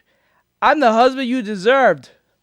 Shit. Fuck this bitch. I have no problem with what he has done so far. Everything he's doing is because she put him in this path. Fuck you, bitch. And then you started to play all these, being cold turkey bullshit you was playing with me. These mind games. Saying that you're not the husband I married. Bro, I was not forced to kill people till you put that in my hand. You put blood on my hands. Shit, you made me watch a man die before me, and then you made me kill a man who I didn't want to kill, and you left me behind. Fuck you. Go fuck yourself. I'm gonna save our daughter. You can go fuck yourself. Go play hero. and there's nothing she can do about it. He then pulls out a knife and walks towards Chris's corpse, ready to take his head. A few minutes later, Sam and Maggie emerge from the forest, Sam clutching Chris's severed head in his arm. Julian starts to congratulate them, and Maggie straight up tells him to fuck off. Sam tells Julian that Chris managed to take Dave's gun and kill him before he got there, explaining why he's dead. Laura approaches Maggie and asks her if she'd like to have a drink with her, and at the same time, Julian asks Sam the same thing. Episode 69. Wait, what? Go back. I'm sorry. And asks her, straight up tells him to fuck off. Sam tells Julian that Chris managed to take Dave's gun and kill him before he got there, explaining why he's dead. Laura approaches Maggie and asks her if she'd like to have a drink with her, and at the same time, Julian asks Sam the same thing.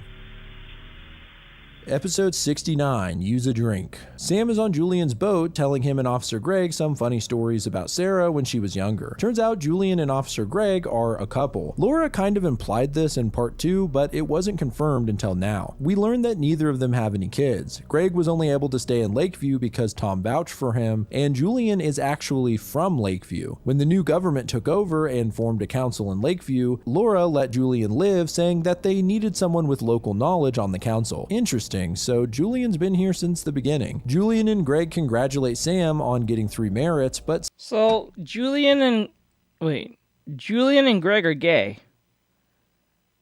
Is that right? So, Julian and Greg are gay. The lady that got her head chopped was also gay. Okay, so that... Okay. Sam is worried he won't get voted up since he and Maggie haven't made many friends here, other than Chris and Gina, who are now both dead. Meanwhile, Maggie and Laura share a drink in the hidden bomb shelter beneath the town hall. She tells Maggie how lucky she is that she'll get to go up and potentially see her daughter, and Maggie mentions that it's actually Sarah's 18th birthday today. This was quite a surprise to me. I guess I assumed that Sarah was a little kid up until now. Maggie wonders how different she is now, and reminds herself that Sarah chose to leave them, and now she's also made a choice to save the world with the rebels, hopefully saving everyone's children in the process. Laura is struck by Maggie's commitment, the fact that she's willing to give up even the chance to be in her daughter's life in order to help the rebels. Having been a pastor before, Laura has seen a lot of true believers, but Maggie is on a whole nother level. Maggie finally works up to asking Laura for a huge favor, and asks her if she can borrow her phone. Episode 70, I Will Diminish. You may remember at the beginning of part 2 when Sam and Maggie first... She'd rather save the world than save her daughter. She's not even sure if she can even save her daughter, but she'd rather go save the world. She'd rather be a hero and save a bunch of people who you not even sure you're going to be able to save than save the daughter that you at least had more chance of saving. You have more chance of saving your daughter than you are saving the world. Isn't it more sense to save the daughter first, then go after the world after? Wouldn't that make more sense in the long run? But no, we gotta play hero. Stupid shit. She mentions wanting to open her own restaurant. And you know what's wild about this? Because the way Greg is and people don't really see between the lines what's going on, or don't think that past this, they're going to look, Sam, they're going to look at Sam as some, you're not a supportive husband bullshit. I'm like, bro, fuck you. Fuck you and fuck this bitch.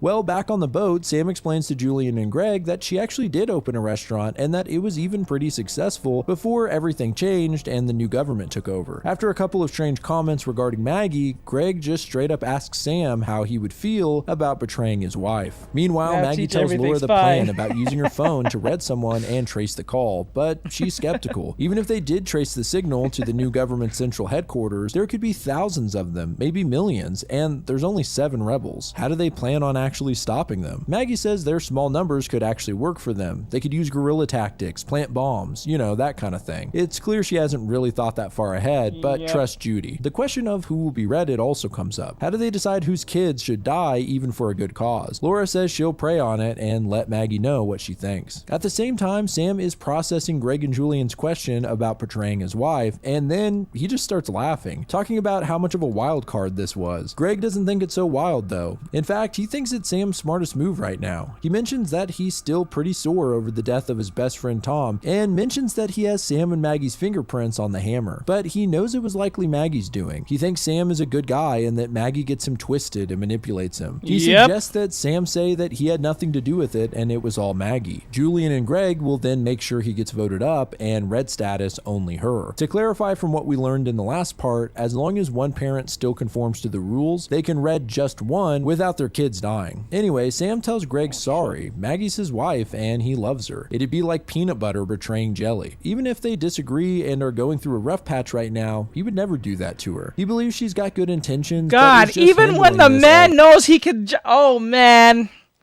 it sucks being a man.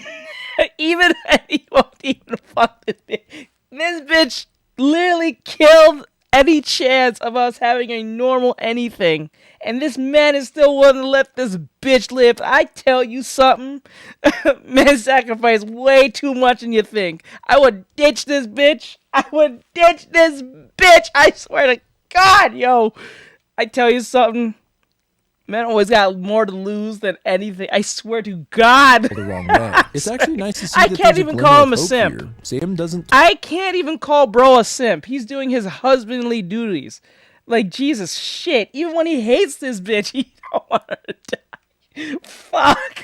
I tell you something. Oh my God. Totally hate Maggie. Maybe there's still hope for them. Realizing that Sam is fully committed to his wife, Julian stands up and starts to attack him. And the next thing we know, they've tied Sam up on an inflatable raft attached to the yacht. They say that Sam is clearly loyal to his daughter and to his wife, but what about his other family member? How loyal does he think that Winston is? In part 2, Julian kept bringing bloody meat for Maggie to feed to Winston, their pet, by throwing it into the lake. We'd hear a commotion in the water, but never got a good look at what Winston was. A shark, maybe? Even weirder is the fact that he's named Winston at all, since that was the name of Sam and Maggie's dog that died at the beginning of part 1. So I'm excited to finally get some answers on this thing. Episode 71, Weeds and Silver Hair. Greg calls out for Winston, and Sam begs for his life, stating him and Maggie had nothing to do with killing Tom. Greg tells him not to insult his intelligence and just admit it, but Sam keeps his mouth shut and instead makes a plea to Julian about how crazy this all is. Julian reveals that this was actually his plan to begin with, and after this, they're gonna find Maggie next. Julian admits that they were going to kill Sam anyway, but we're just hoping to get a confession out of him first. Maggie arrives back home and can't find Sam. She shrugs it off and decides to feed Winston. She throws the bloody chunks off the back deck and is surprised to find that Winston doesn't come to eat it. Then she looks out on the lake where she can barely make out what's happening. Greg tells Sam it's actually better if he struggles because Winston likes his food with a little fight. Sam tries to convince Greg once again that they didn't kill Tom. What about the GPS, which never showed Sam and Maggie leaving their house before finding Tom's body in Bob and Linda's basement? They couldn't have blocked their signal because Officer Pete checked out their house as well and found nothing. Greg pauses for a moment and then throws out his idea of what might have happened. Hilariously, Greg describes what happened almost exactly, getting it pretty much dead on. Sam just looks at him and you can tell even he's like, damn dude. Fuck. But he just says, honestly, he's like, fuck. He's like, God damn it. This is some bullshit. How get you? Fuck you. This is some bullshit.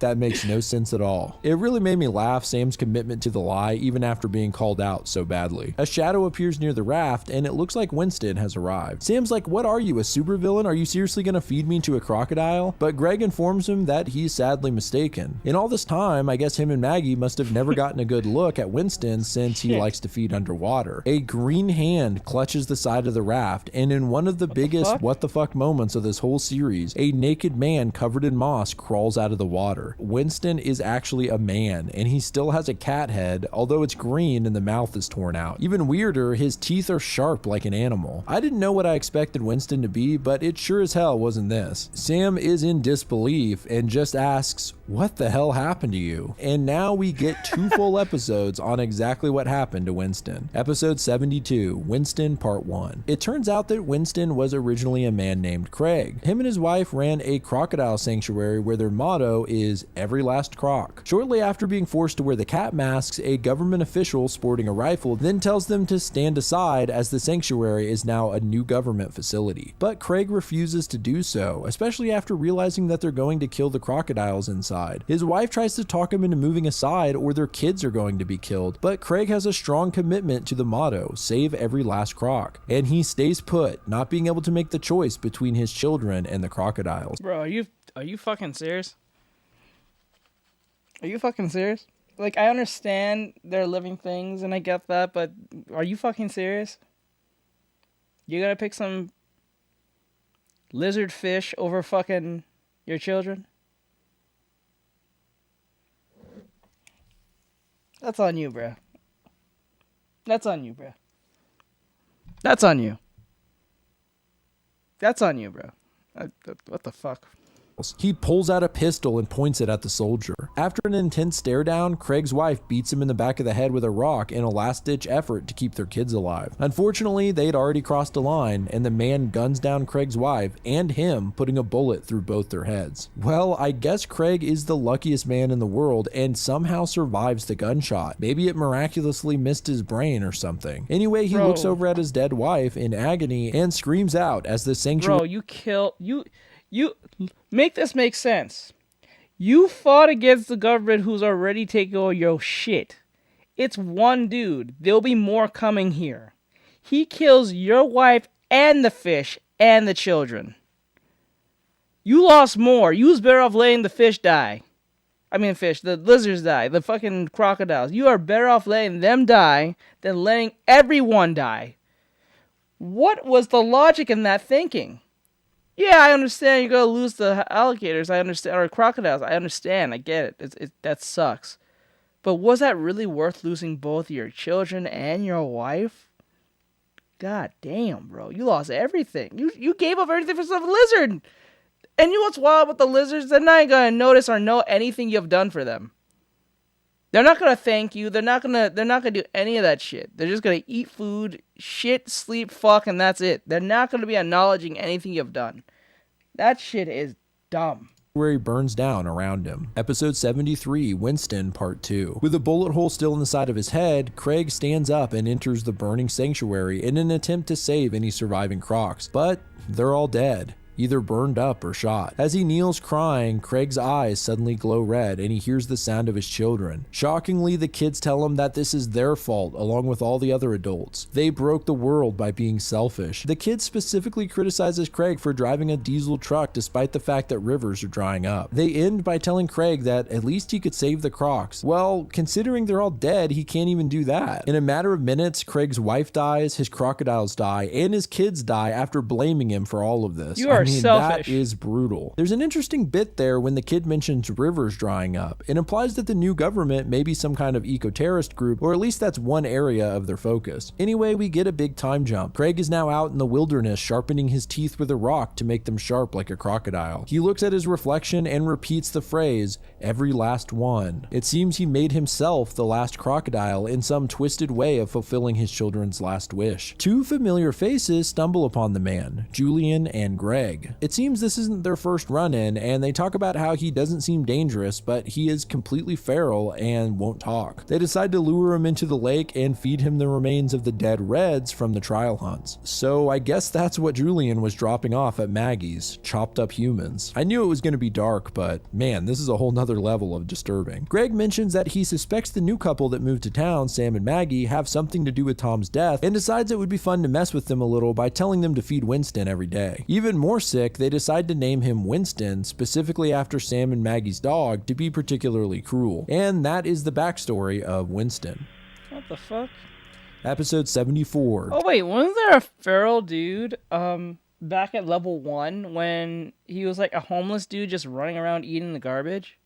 What happened to him? Did he get killed? I don't remember what happened to him. Jump the croc. Sam tries to reason with Winston and says he can help him, but he's not having it and digs his sharp teeth into Sam's leg. It's pretty creepy. We see Winston's back and he has this bony spine like Golem or something. Meanwhile, Julian and Greg taunt Sam from the boat. Julian finds the whole thing beautiful and asks Greg to feed him to Winston when he dies to fulfill the circle of life. Jesus, I had no idea these guys were this fucked up. Sam tries again to talk to Winston, telling him he has a daughter named Sarah. This does seem to get the creeps attention and he pulls off Sam's leg to stare at him. Sam says that he needs to save her, but this just seems to trigger Winston and he lunges at Sam's face. At the same time, a gunshot rings out. Maggie has arrived and she brought Laura with her, who's holding a shotgun. Sam's happy as hell to see Maggie, and Julian and Greg are confused to see Laura. There's a funny moment where they all address each other in turn and even Winston grunts. Laura points the gun at Winston and suggests that he still knows what this thing does. Sure enough, the man croc jumps into the water and swims away. Laura asks Greg what the hell is going on here, and they get into a spat. Greg reminds her that they killed her husband and demands that Sam and Maggie at least get redded. Laura then pulls out her phone as if she's going to do just that. Episode 75, the ball is rolling up. Instead of redding them, Laura tells them that they've won and they're going to Hillside to see their daughter. Julian freaks out on her, asking her what about the system they've built. She said she would never interfere with it. Laura then activates an emergency comm shutdown for the next 5 minutes, allowing them to speak freely. She tells Julian and Greg that she's been a dumbass, actually worse, a monster. She says the system is obviously flawed and points out the current situation as a prime example. Maggie's convinced her that maybe there is another way. So, effective at noon tomorrow, she resigns as mayor of Lakeview and nominates Julian as her successor. Greg is pretty pissed off. After everything Sam and Maggie have done, she's just gonna let them go. He talks about how Tom was like a brother to him and he feels like he owes it to him to get revenge. But Laura says that they both know the monster that Tom became. They probably did the world a favor by killing him. Maggie then outright admits that yeah, she did kill him. She says that Tom put her in a position where she had no choice and that she would make the same decision a million times. But she does ask for Greg's forgiveness all the same. Greg is overcome with emotion and breaks down into tears about how much he misses Tom. There's some awkward silence and then Sam butts in asking,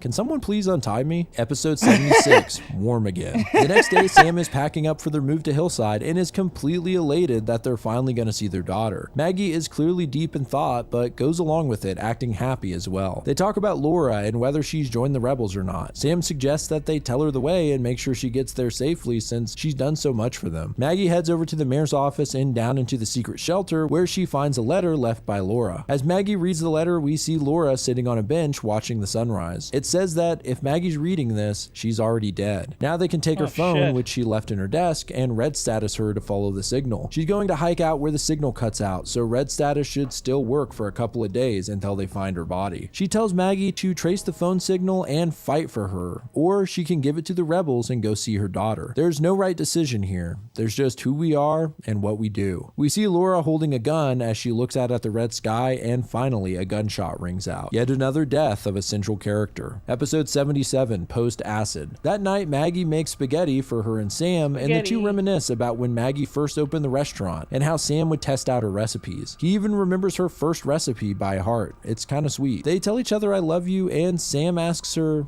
big or little? Next, the two cuddle each other, this time Sam being the little spoon. A reversal from part 1 when they did the same thing. Episode 78. Green eyes. Well, this is it. Sam and Maggie are driving towards Hillside, ready to meet their daughter. Sam is beating himself up about not getting Sarah a present for her 18th birthday when Maggie sees a broken down ice cream truck near the edge of the woods and tells Sam to stop the car. Sam straight up refuses at first until finally slamming on the brakes. He rages out. They were this close and Maggie decides to do this now. Maggie apologizes but says that the rebels needed to be sure she was in the clear. He tells her to look him in the eye and just say that she's leaving and calls her a coward. Maggie tells him one day she'll come back to him and he'll probably hate her, but she'll spend the rest of her life trying to make it up to him. Sam reminds her that they killed children for this, destroyed 2 whole families, just to save their— Not us, bitch! You did this! If anything, I'm a victim! You did this! I told you from day one, play the game as we were supposed to. You didn't want to do that. You put on a fucking red dress and started doing some weird shit and it got us in trouble. You did this. You indirectly fucked both of us. What are you talking about? Like, what? I should off you here. I'm dead serious. I should off you right now. The only reason I'm not putting my hands around your neck is because we have a kid. That's the only reason. What the fuck is this? Bro, I'm so annoyed with this chick to a degree. Like, I get it, but it's pissing me off. She's saying we. There's no we. There's no we. I got wrapped up in your bullshit.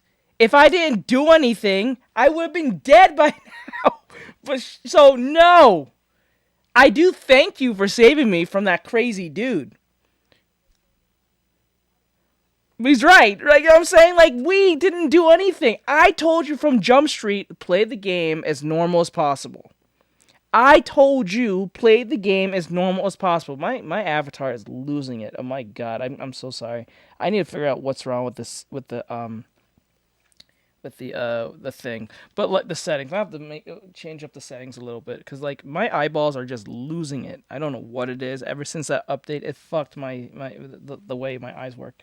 But Jesus Christ, this is pissing me off. She is pissing me off. Her daughter, and Maggie replies, I know, but who's gonna save you? Episode 79, Baby Say Goodbye. Sam says he doesn't need saving, he just needs to see his daughter. He needs to see her face. But Maggie's like, what face? You mean the mask? And Sam says just hearing her voice would be enough. She says, don't you get it by now? The only other people who made it to Hillside are people who played the game so well they forgot they were playing. People who don't want to take the mask off. People who have given up. It's a town full of people pretending to be happy. Sam just repeats what is this metaphorical bullshit you're trying to this philosophical shit you're trying to spew at me?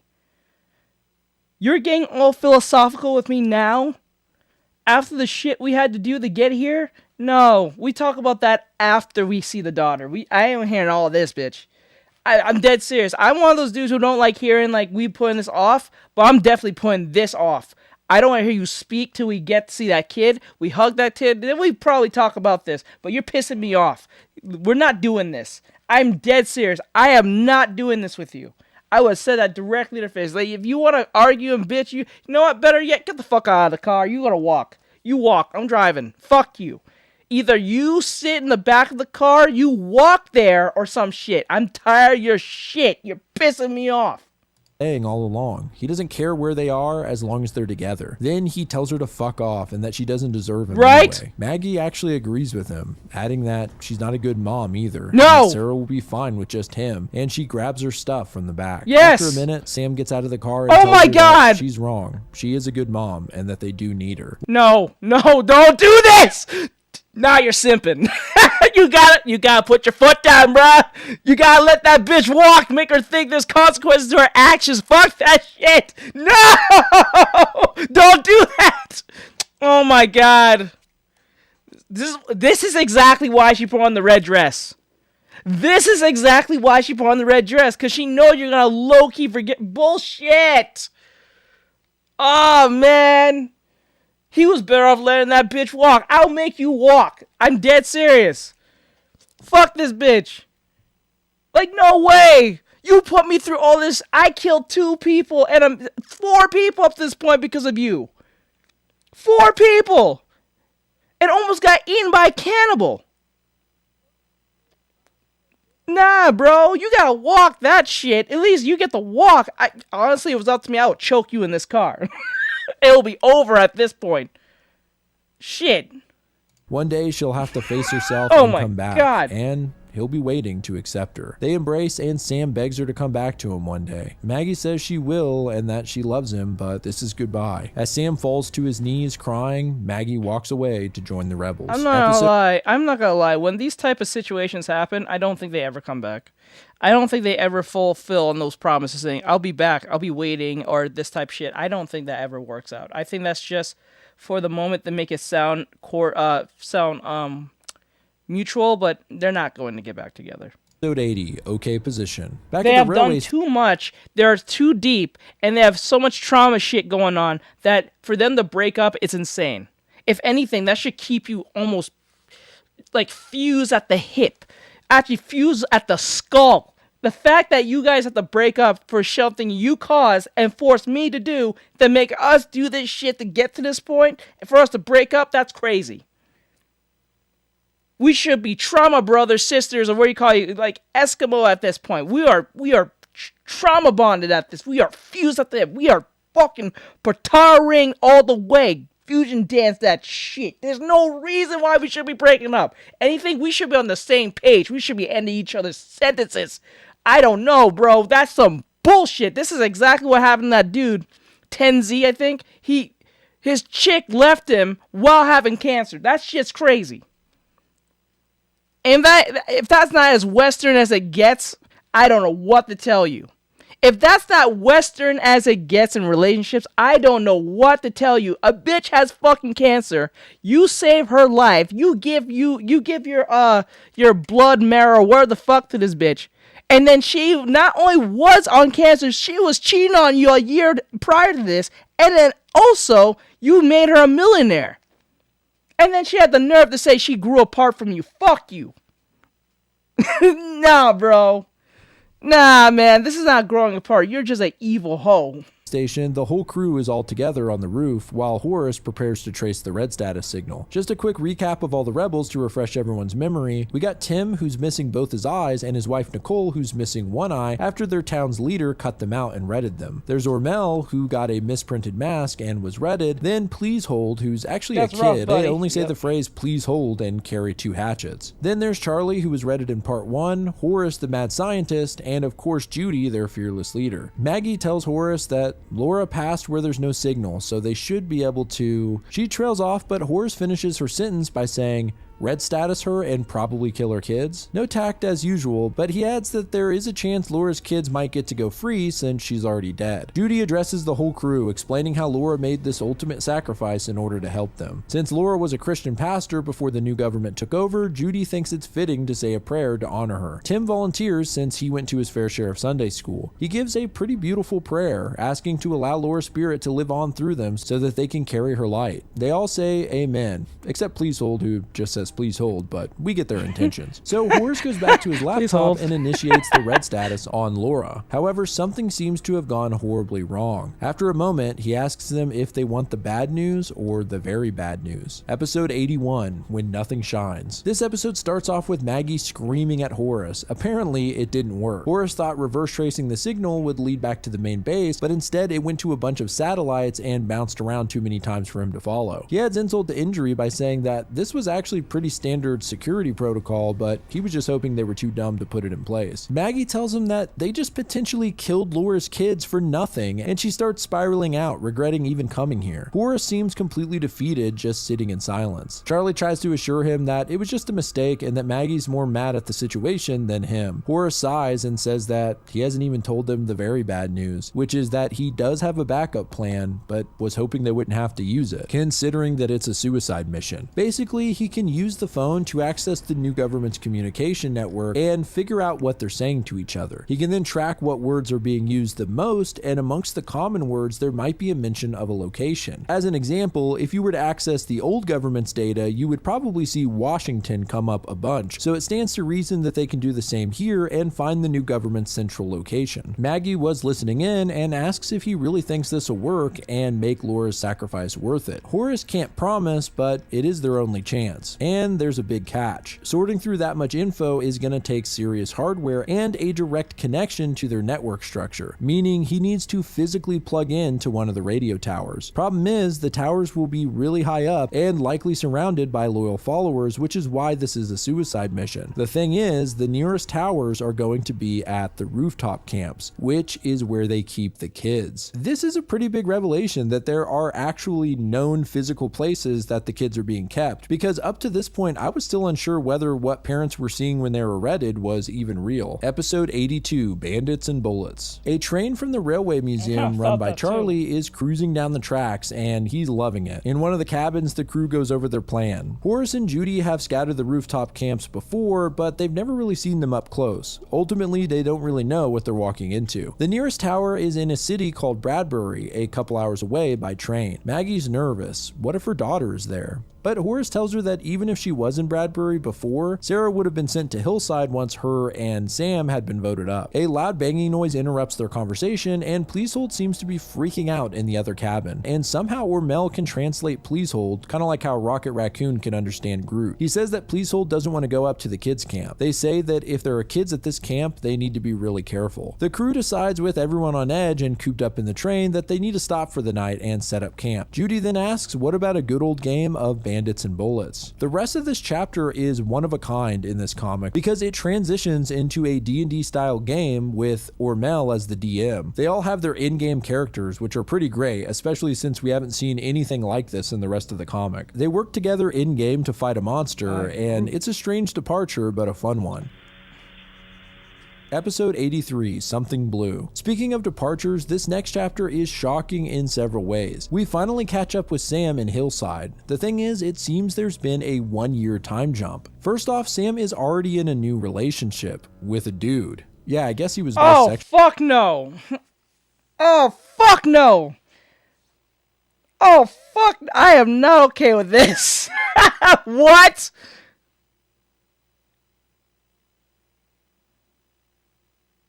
Why do leftists believe that you can just turn up and off on... No, ain't no way. Ain't no way.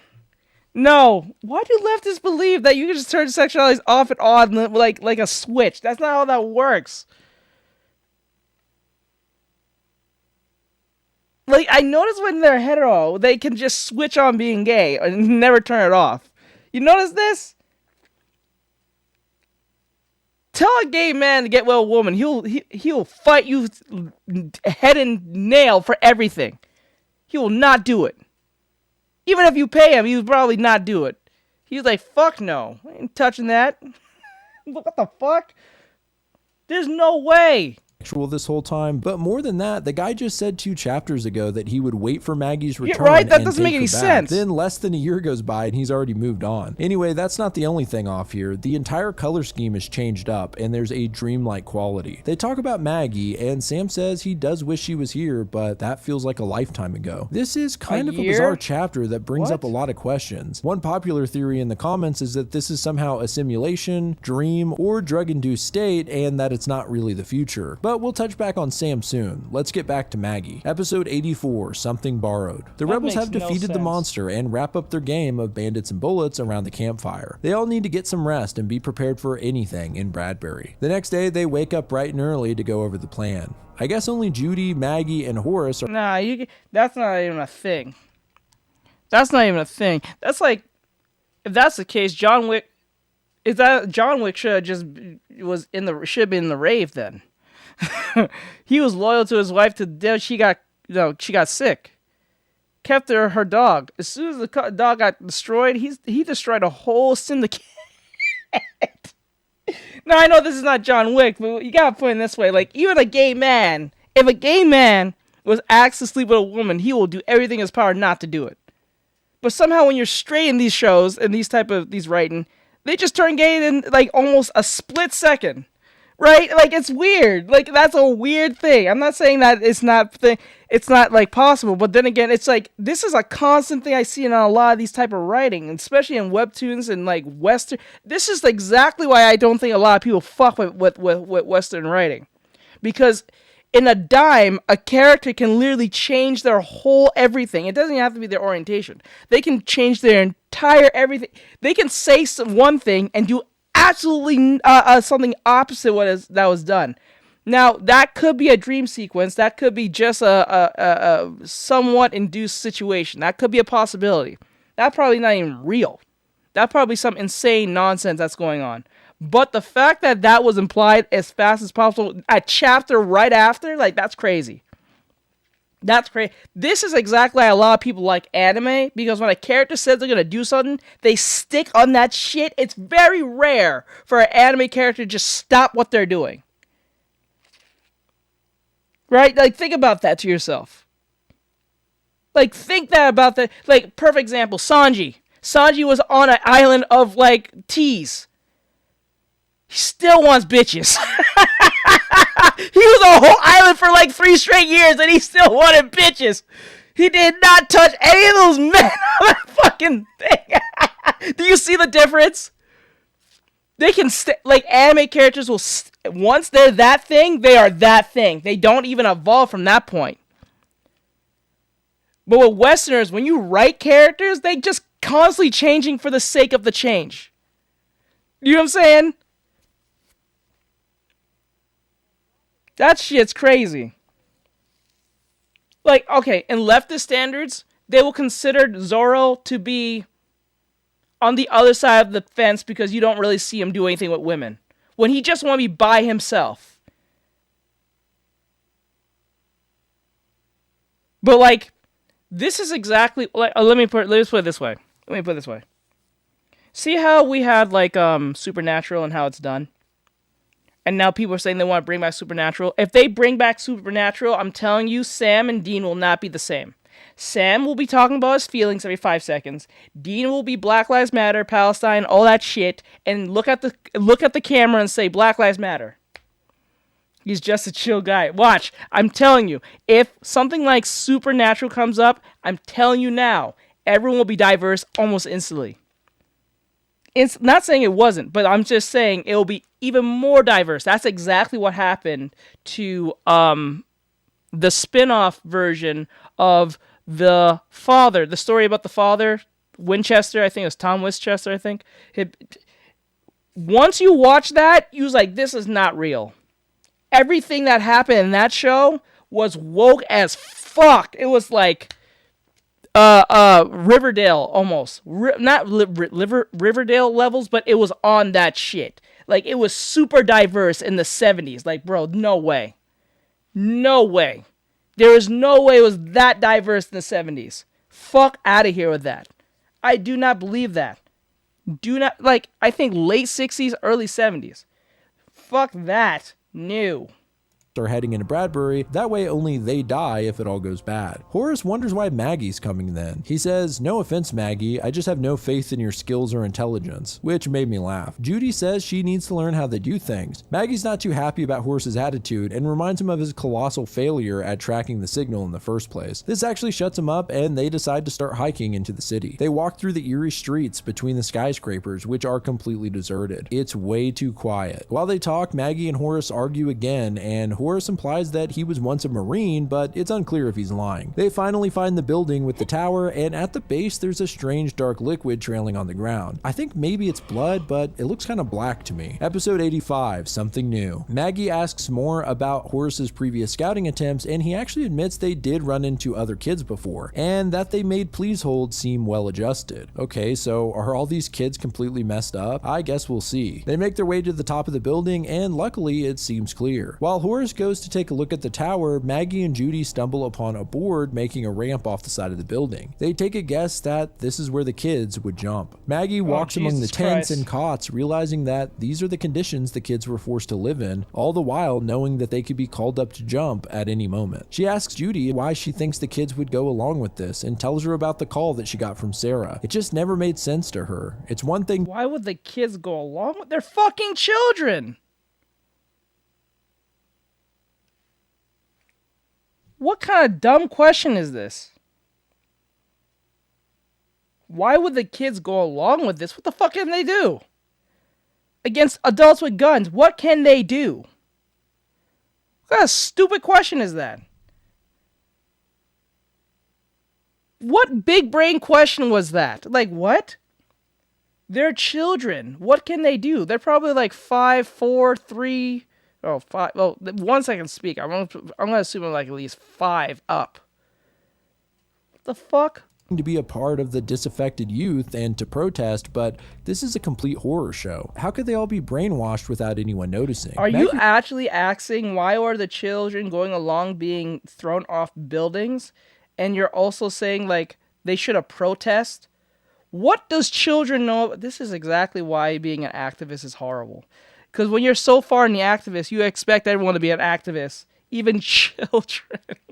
Like, that's a dumb question. What the fuck? Unless I'm hearing this wrong. He realizes that she never actually asked Judy if she had any kids, and Judy tells her that, yeah, she actually had 12. Wait, what? What? She starts to explain that she grew up in an orphanage, but Horace interrupts them. When they turn around, they find that Horace is being held with a knife to his neck by a kid. The kid's ears are torn off, and green goo is pouring down the sides of her head. My God. Episode 86, and so on. Judy tries to reason with the girl, telling her they don't want to hurt her, but the kid just says says, "You took him, now me. But no, not the speakers, not the buzzing flies. I cut it out so you can't see me. I'm smarter than you." She then threatens to kill Horace if they don't take her to him, whoever him is. Yeah, this kid's completely lost it. Judy and Maggie tell her that they're not from the government, but she isn't buying it and tells them to stop the buzzing. Maggie tells her that whatever she's seeing isn't real, which actually really pisses her off. She shouts out that she will not hold. Interesting. I wonder if this has anything to do with why "please hold" says "please hold." Maybe it's a common phrase that all the kids hear. Anyway, Horace chimes in and surprisingly tells the kid that none of this is in her head. He asks her if she sees things others don't, like bright colors, or if she hears voices. He asks her what her name is, and she actually reveals it to be Cass. Horace says it's scary when people tell you stuff isn't real, isn't it? He tells her that people think if you don't see things the way they do, they think you're broken. But it doesn't matter what's real to them. It matters what's real to you. Obviously, Horace can relate to Cass, and it pays off. She drops the knife and lets Horace go. Cass says that they stopped sending food a while ago, and Horace offers to let her come with them, but the poor delusional kid says that there's red water surrounding the building and that she can't swim. Slowly, Cass realizes that the water isn't real and that she can go down and find the person that she mentioned earlier. She says that if Horace is real, he's a nice person, and she leaves the roof. Horace goes back to the tower, and Maggie wonders what Cass was seeing. What was all that about the buzzing flies? Judy tells her not to read too much into it. These kids are a whole different kind of crazy. But high above in the distance, a drone with a camera flies around the building, buzzing and watching them. Maybe this is one thing the kid really did see. Episode 87. We made it. We cut back to Sam in the future timeline. This is one of those episodes that's hard to explain because it's very confusing until the end. So just bear with me. Sam's out and about shopping when he runs into a woman in a yellow cat mask that has purple stars on her cheeks named Lois. They share some small talk about Sarah, and Sam says she's doing great. Well, I guess that confirms that Sarah actually is in Hillside as far as we can tell. It's clear that Lois and Sam have some uncomfortable history, and Lois says that she can only blame herself for what happened to her, and says that "you two didn't do anything to me that I wouldn't have done myself in a heartbeat. You just won is all." What the hell is she talking about? Sam invites her to dinner at Sarah's place, but she declines, saying that she can't be around them. Be around who? Sam insists they get together sometime, even if it's just him and Oliver, and they finally make a plan. As they say farewell, Sam says, "Looking forward to it, Linda." He then immediately corrects himself, saying Lois instead. Yeah, I guess this is Linda, Sam and Maggie's neighbor from part 1. It seems that somehow at least she made it to Hillside despite being redded and their kids dying. However, she's changed her name to Lois and has stars on her mask now. That explains what she meant by "you two just won." She means Sam and Maggie and the fact that they reported her to get ahead. I wonder how she made it to Hillside though. Did she change her name before and con her way here pretending she still had kids? Well, anyway, the episode ends with Sam feeding some birds at the park when lo and behold, an off-screen person approaches him, addressing him as Dad. Are we finally gonna see Sarah? Episode 88, Purgatory. Back in the present, Horace manages to hack into the network with help from Laura's phone. In a matter of minutes, Horace manages to get a list of the most popular words sent across the network, and one of these words is a location, a town a few states over that could be the new government's central base. The name of the town is Catford.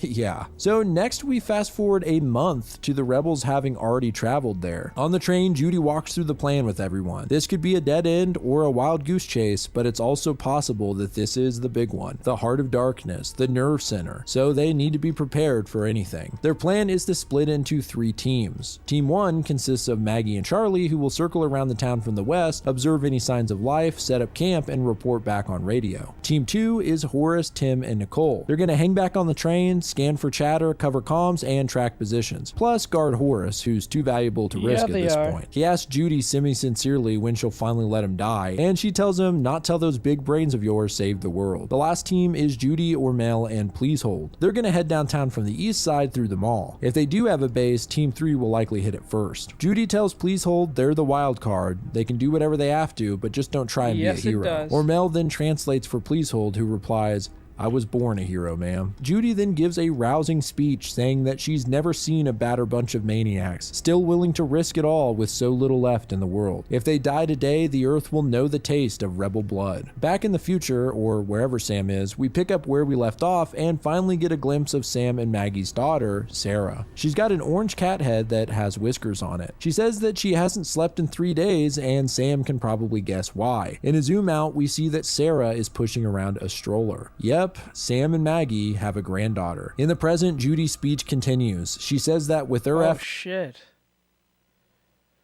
Wait, how old was her daughter? Wait, how old was the kid when they lost it? They said it was 3 years ago since they lost it. Well, actually it's 4 now, since it's like if it's a time skip, but like they lost their kid at 4 years ago, but they never mentioned how old was the kid. We just assumed that there was a child. That's a big, unless she's a teenager, and that's one thing, but Jesus Christ. So that means she was being, oh my God. For one day, somebody's children might get to feel the warmth of the sun on their cheeks. As if to disconfirm this hope, we get a look at Sarah's baby and see that it forcefully getting busy. too has a kind of what I think what happened to her. It's good for them, but it could be worse. I think what happened to the daughter was the same thing that happened to Rose. Yeah, I think the same thing that happened to the daughters. The same thing that happened to the daughters happened to the to Rose from like my Full Metal. Yeah, I think this is a Full Metal situation like what happened to Rose. cat mask on. It's both terrifying and adorable. Episode 89, 7. Maggie and Charlie enter Catford and point out that at least they haven't seen any cats, so they can rule out hyper-intelligent felines. Charlie hates the idea, and Ormel asks him on the radio why he doesn't like cats, but realizes it's probably because of the masks that they're forced to wear. But Ormel thinks they look like bears anyway. As the group moves in, it's clear that there's no signs of life at all. Oh, wait. Wait, did you... Wait, oh. I think it happened in both versions, but... well...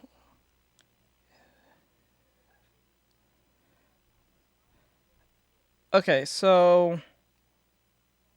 let's just say she was used for her wovenly reasons for the government. I think it was for the government. She was supposed to be saved by... If I remember right, she was supposed to be saved by the government, but I guess the government had other plans for the women of... Was it Ishval? I don't remember. But she was used to make babies. She was forced to... Well, not forced. Not making babies. I don't think it was looking for babies. I think she just became a victim of war. I think that's ultimately what it was. She became a victim of war. Of a war crime. Let's put it that way.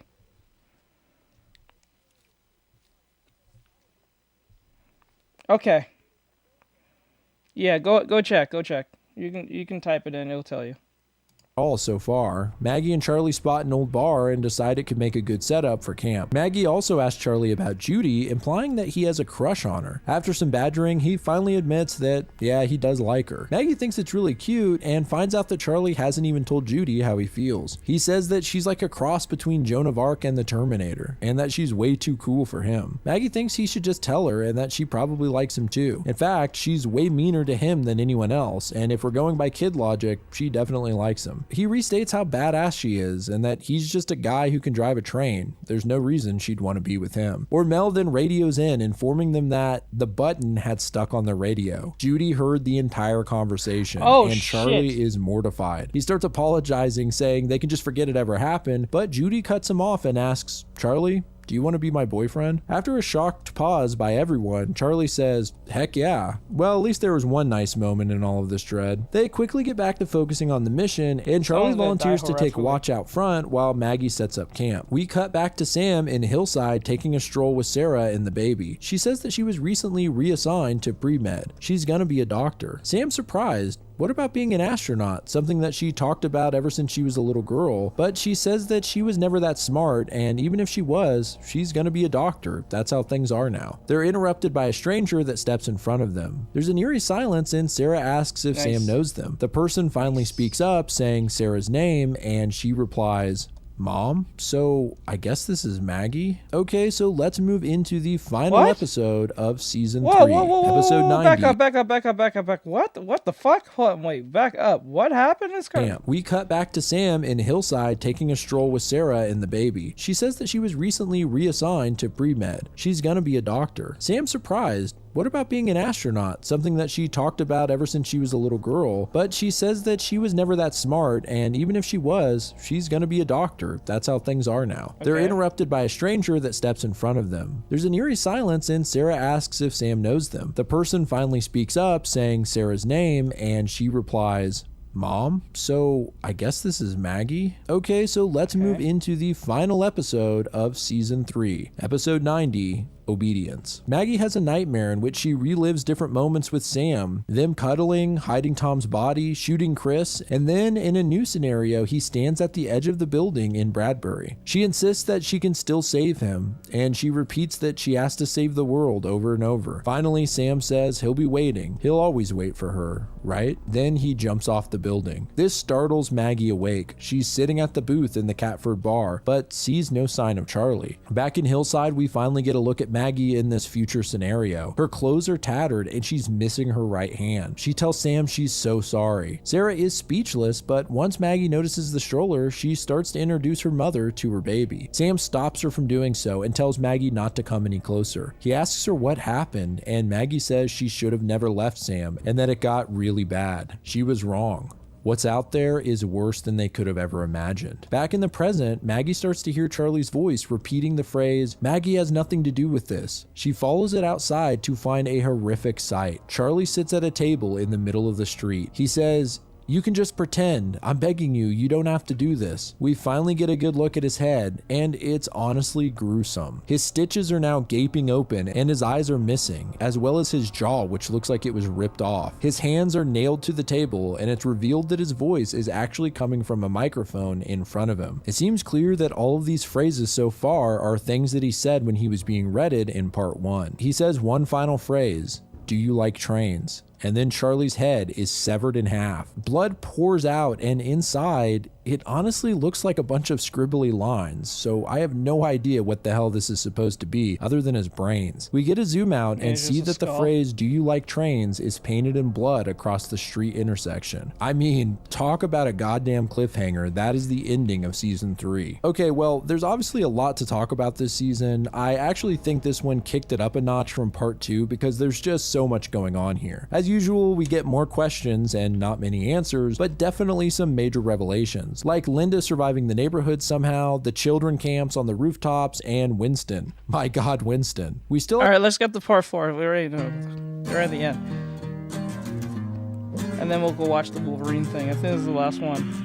Hello friends, this is Grease speaking. Well, you guys kept on asking for it, so here it is. Everything is Fine, Season 4, Explained. Part 1. One of the most common comments I get is, when are you going to do more Everything is Fine? Well, here's the deal. Season 4 isn't even finished yet. So at your suggestion, I decided to cover it in parts. Today I'll be covering the first 15 episodes, and when the next 15 are available and free, I'll make another video. I have to say, this season is absolutely bonkers in that perfect Whenever Everything I hear is Fine trains, kind I of way. think I could have of the never predicted Centipede, the if you direction know. it would go, and You mean that's like not a children's complaint. book? I'm constantly surprised at how this series manages to keep things mysterious while still introducing new information. Don't worry, there are some big reveals here. There's also more questions, but we'll take what we can get. If you're a fan of Everything is Fine, then you can support the creator, Mike Burchell, by joining his Patreon. He's actually been doing a director's commentary on every episode so far, so if you want some behind the scenes on the series, go check that out. If for some reason you missed my other Everything is Fine videos, I'll link a playlist below so you can catch up. But otherwise, let's get into it. This is Season 4 of Everything is Fine, Explained, Part 1. Probably out of loop on that one.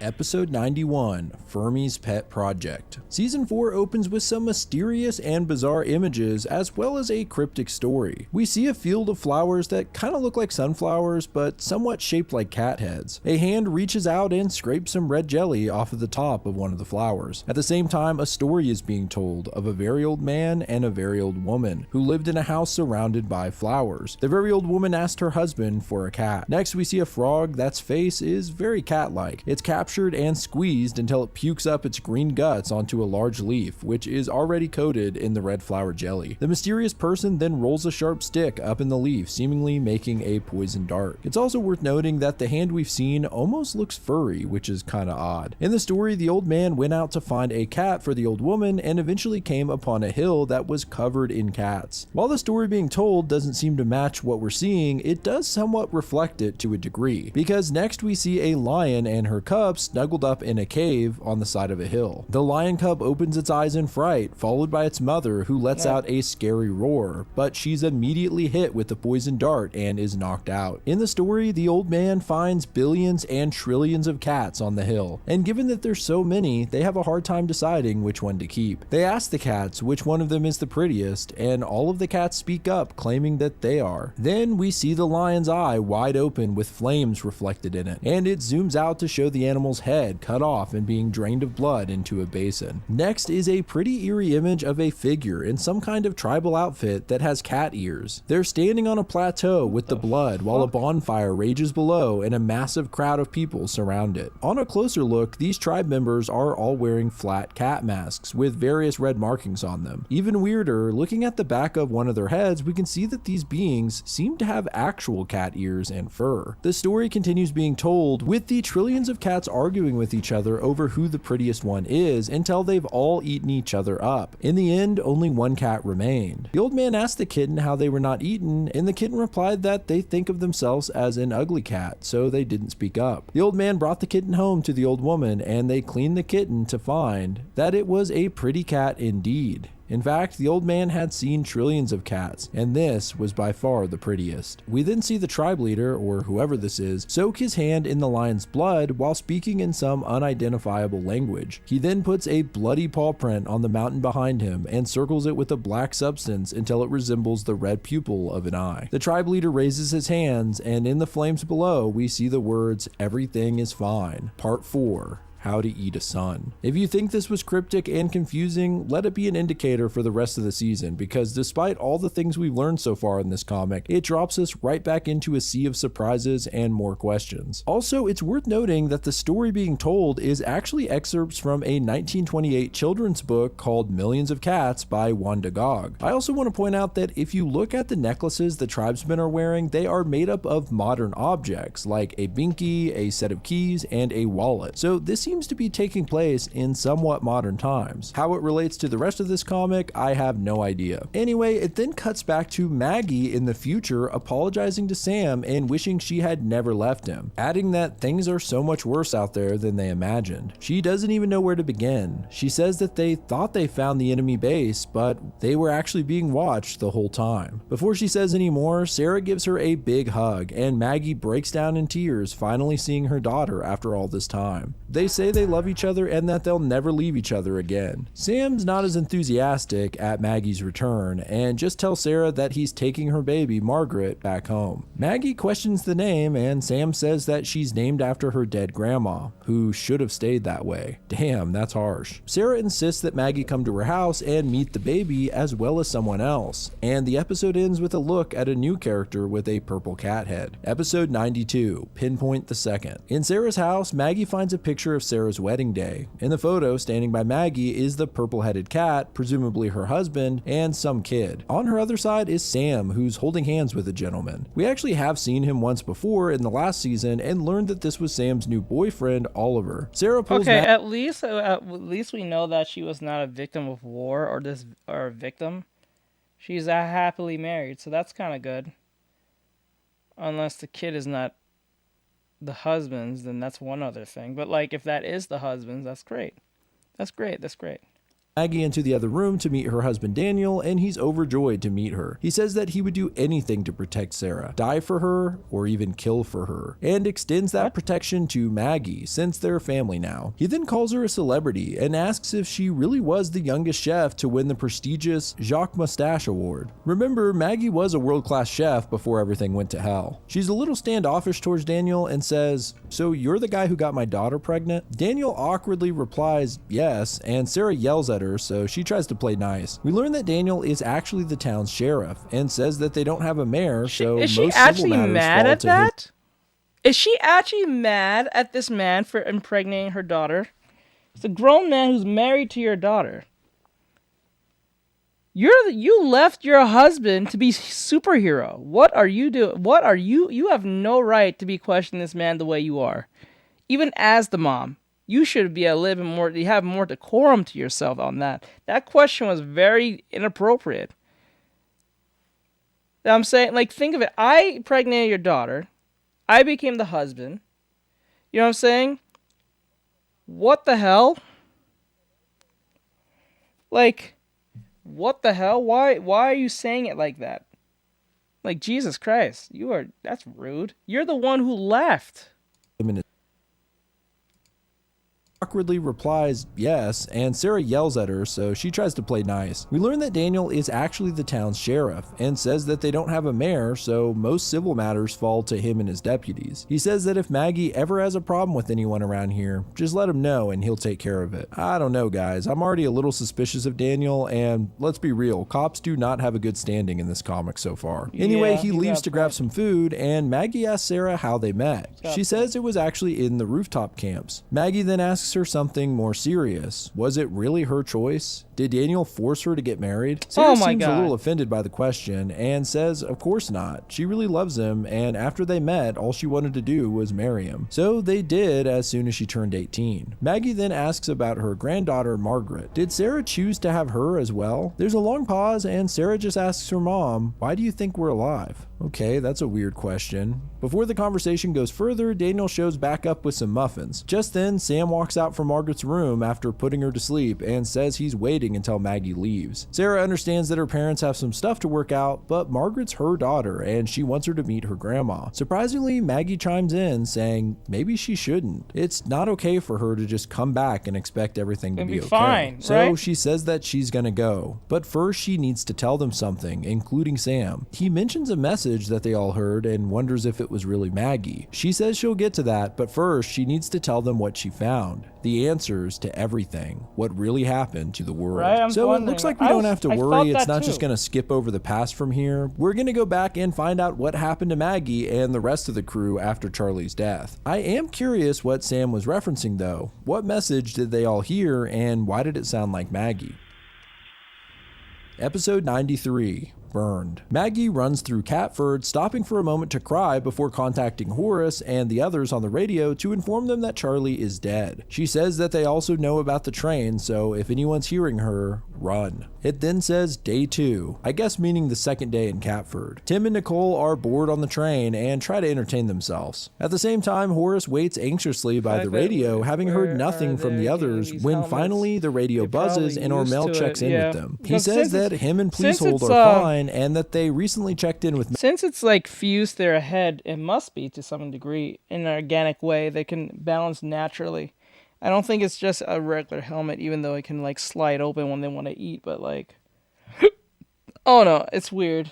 Maggie and Charlie, and that they're fine as well. Suddenly we can hear Pleasehold yell, saying please hold as usual. Ormel translates that the kid said it's hot, but Horace seems suspicious. Suddenly Judy comes in on the radio and says that Horace is breaking up, insisting that he go outside the train. However, he walks over to his bag and pulls out a pistol instead. Judy continues asking him to go outside, and Horace calls Tim and Nicole in, giving them a hand signal. He then speaks to the radio saying, sorry, but you'll need to try harder to pull one over on this old dog. He doesn't know how the person on the radio is using their voices, but there's no way it's Judy or Ormel on the other side. Finally, the voice asks what gave it away, and Horace says it was the kid. Pleasehold didn't say it was hot. He said that they're burned. Suddenly, a dozen laser dots start appearing all over Horace and the train. Episode 94, Thud. Bullets rain into the train cabin and Nicole takes one to the arm. We then get a look at the culprits. Several drones are hovering outside of the train with attached guns. Horace hands Tim a pistol, and Tim says that he doesn't think he can hit the drones from here. But Horace tells him it's not for the drones. He plans on trying to shoot down as many as he can,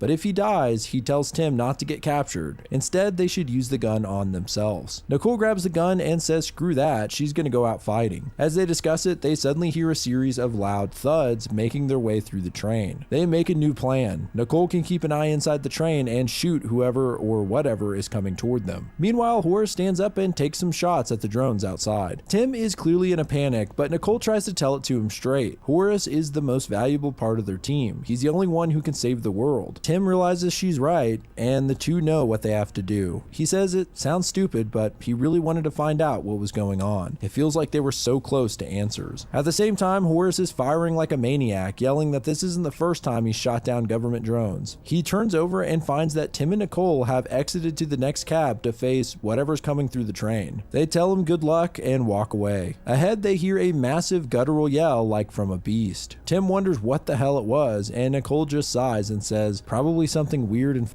up. Well, that's a pretty good guess. They say they love each other, and finally the door opens at the other end of the cab. In the dark, we can only see large red eyes peering in and hear strange growling noises. Suddenly, several more red eyes appear. We don't get to see exactly what it is, but Tim and Nicole are shocked, trying to make sense of it. Then, in a badass last stand, they get ready to fight in vain as the episode ends. Episode 95, Hang in There. In her chef garb, Maggie places the final touches on a fancy looking scallop dish. Judy then says that she has a call from Sarah, and when she looks down, the dish has transformed into some strange lava ball. Okay, it's clear now that this is a dream or something. She looks at several other dishes that are all just as weird, like a plate with blood splats on it, or one that's got octopus tentacles in the shape of a heart. Finally, the waiter shows up and apologizes for letting her down. We can't see his face, but it seems to be Charlie. Judy chimes in again, saying that now Sam is on the phone. He says she's a bad mom and a coward, and wishes he never met her. He says all her new friends are gonna die in pain screaming, and it's all her fault. Maggie looks down again, and now the plate has a dish that you can interpret how you like, but it reminds me of Charlie's head sliced in half. In reality, Maggie wakes up from the awful nightmare hiding inside a hat store. It's now day 3 in Catford. She cocks her pistol and starts to head out, but before leaving she leaves a note in case the others find it. In the note, she apologizes that she wasn't stronger and that she let everyone down. She says that she searched all day and couldn't find anyone else. Since the town doesn't have running water, she plans on searching for some at the supply store and then head back to the train after that. In case it ever makes it back to him, she also tells Sam that she's sorry and that she loves him, and to tell Sarah she loves her too. She enters the supply store. This is what you get when you don't listen to your husband. 9 times out of 10, your husband is usually looking out for your best interests.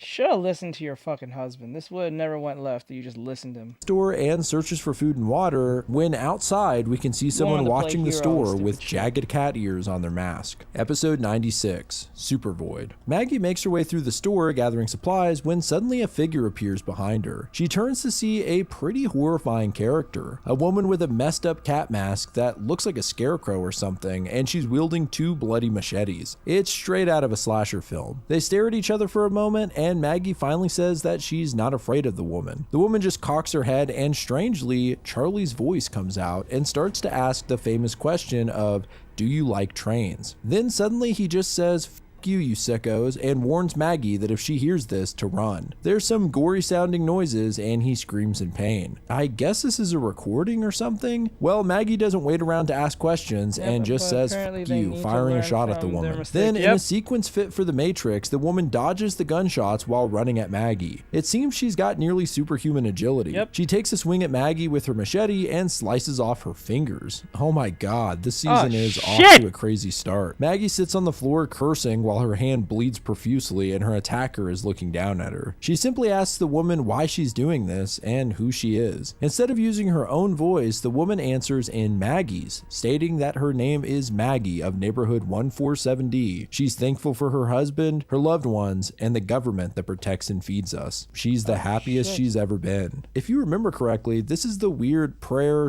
/ declaration thing that Maggie said way back in season 1. Man, season 1 feels like it might as well be 100 100 years ago. Speaking of which, there is an insane callback here. When the lady is dodging the gunshots, she says, "Whoops," and someone made the connection that this is actually from way back when Maggie threw the mug on the ground in season 1. Also, there's a little message at the end of this episode by Mike Burchell that reads, "Did I color code thousands of speech bubbles to individual characters just for this relatively small payoff? Only a psycho would do that." Now, I know he said before that he does have the general plot all mapped out for the rest of this series, so I'm thinking he did do this and is in fact a psychopath.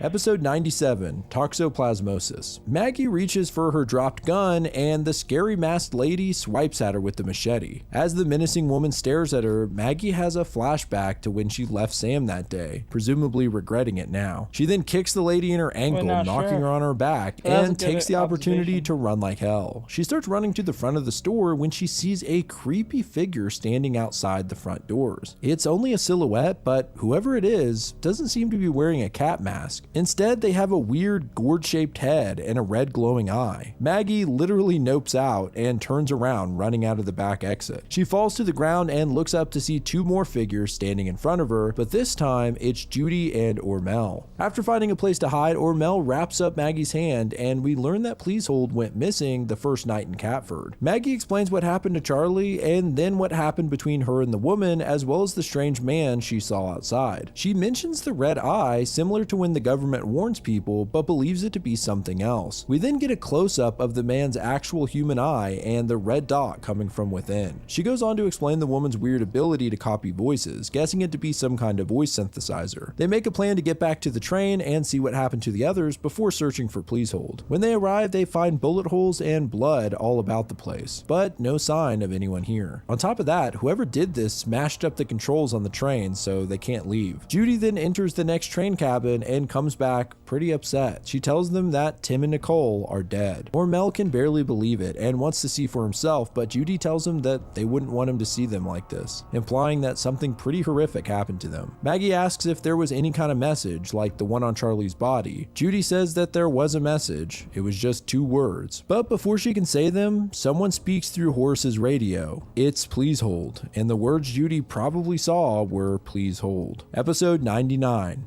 99 million. As soon as the crew hears the kid's voice, a device strapped to the underside of the table sprays a green gas and the train doors lock. They try to hold their breath, but it's no use. The gas gets into their lungs and they all pass out. Maggie wakes up in a daze and looks over to see Horace. That crazy son of a bitch is still alive. However, it zooms out to show that the two are restrained and hanging upside down. In a further zoom out, we also see Hormel and Judy, who are still unconscious. They seem to be inside of a large building. Maggie freaks out, asking where the hell they are, and Horace tells her to stay calm. Since they're hanging Not gonna lie, these people are going to die horrifically.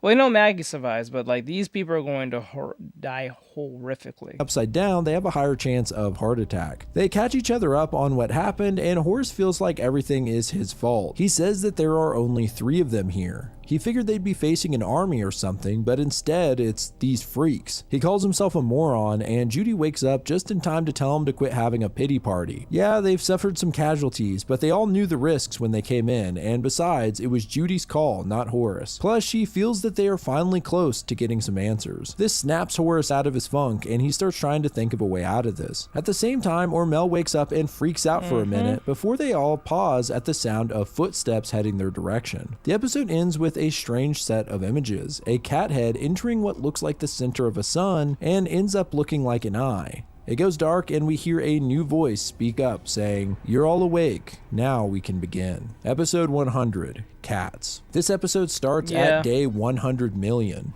Yeah. Yeah, I don't think this is the government. This is a cult somewhere down the line. I think you're right. I think you're right, Silver. This is a cult. Giant red cat head that seems connected to a massive sun. In a zoom in, we find the head to be a sort of spaceship. Inside, 2 people stand on a platform. They're wearing cat masks, but they don't cover their full heads, and we can see their hair poking out. They address each other as husband and wife and have a cryptic conversation. The man asks his wife, "How is she?" We don't know who this she is, but it seems like they're sick or something. Maybe it's their daughter? The husband seems pretty upset and asks why it has forsaken them. And his wife tells him that its plans are known, every step is scribed. It does not act on feeling, but simply follows the words, But before she can speak the words, her husband tells her not to say them. We only get the first few syllables, which seem to be the first part of optimistic, but who knows. The husband says that they have the power to save her, mentioning some miracles they've seen. Yet every request they've sent is met with silence. He then says he believes it hates them. He goes on a rant about what they've done, the endless fighting with the other houses, killing trillions of innocents just to prove who's the most loyal. He just doesn't care anymore. He says soon another house will take the station.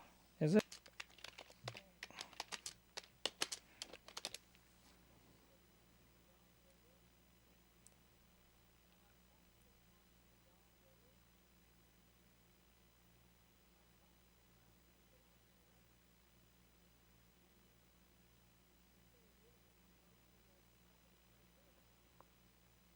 Wait, you guys can hear me? It's loading in and out. Guy. So you guys can't leave and come back? Is it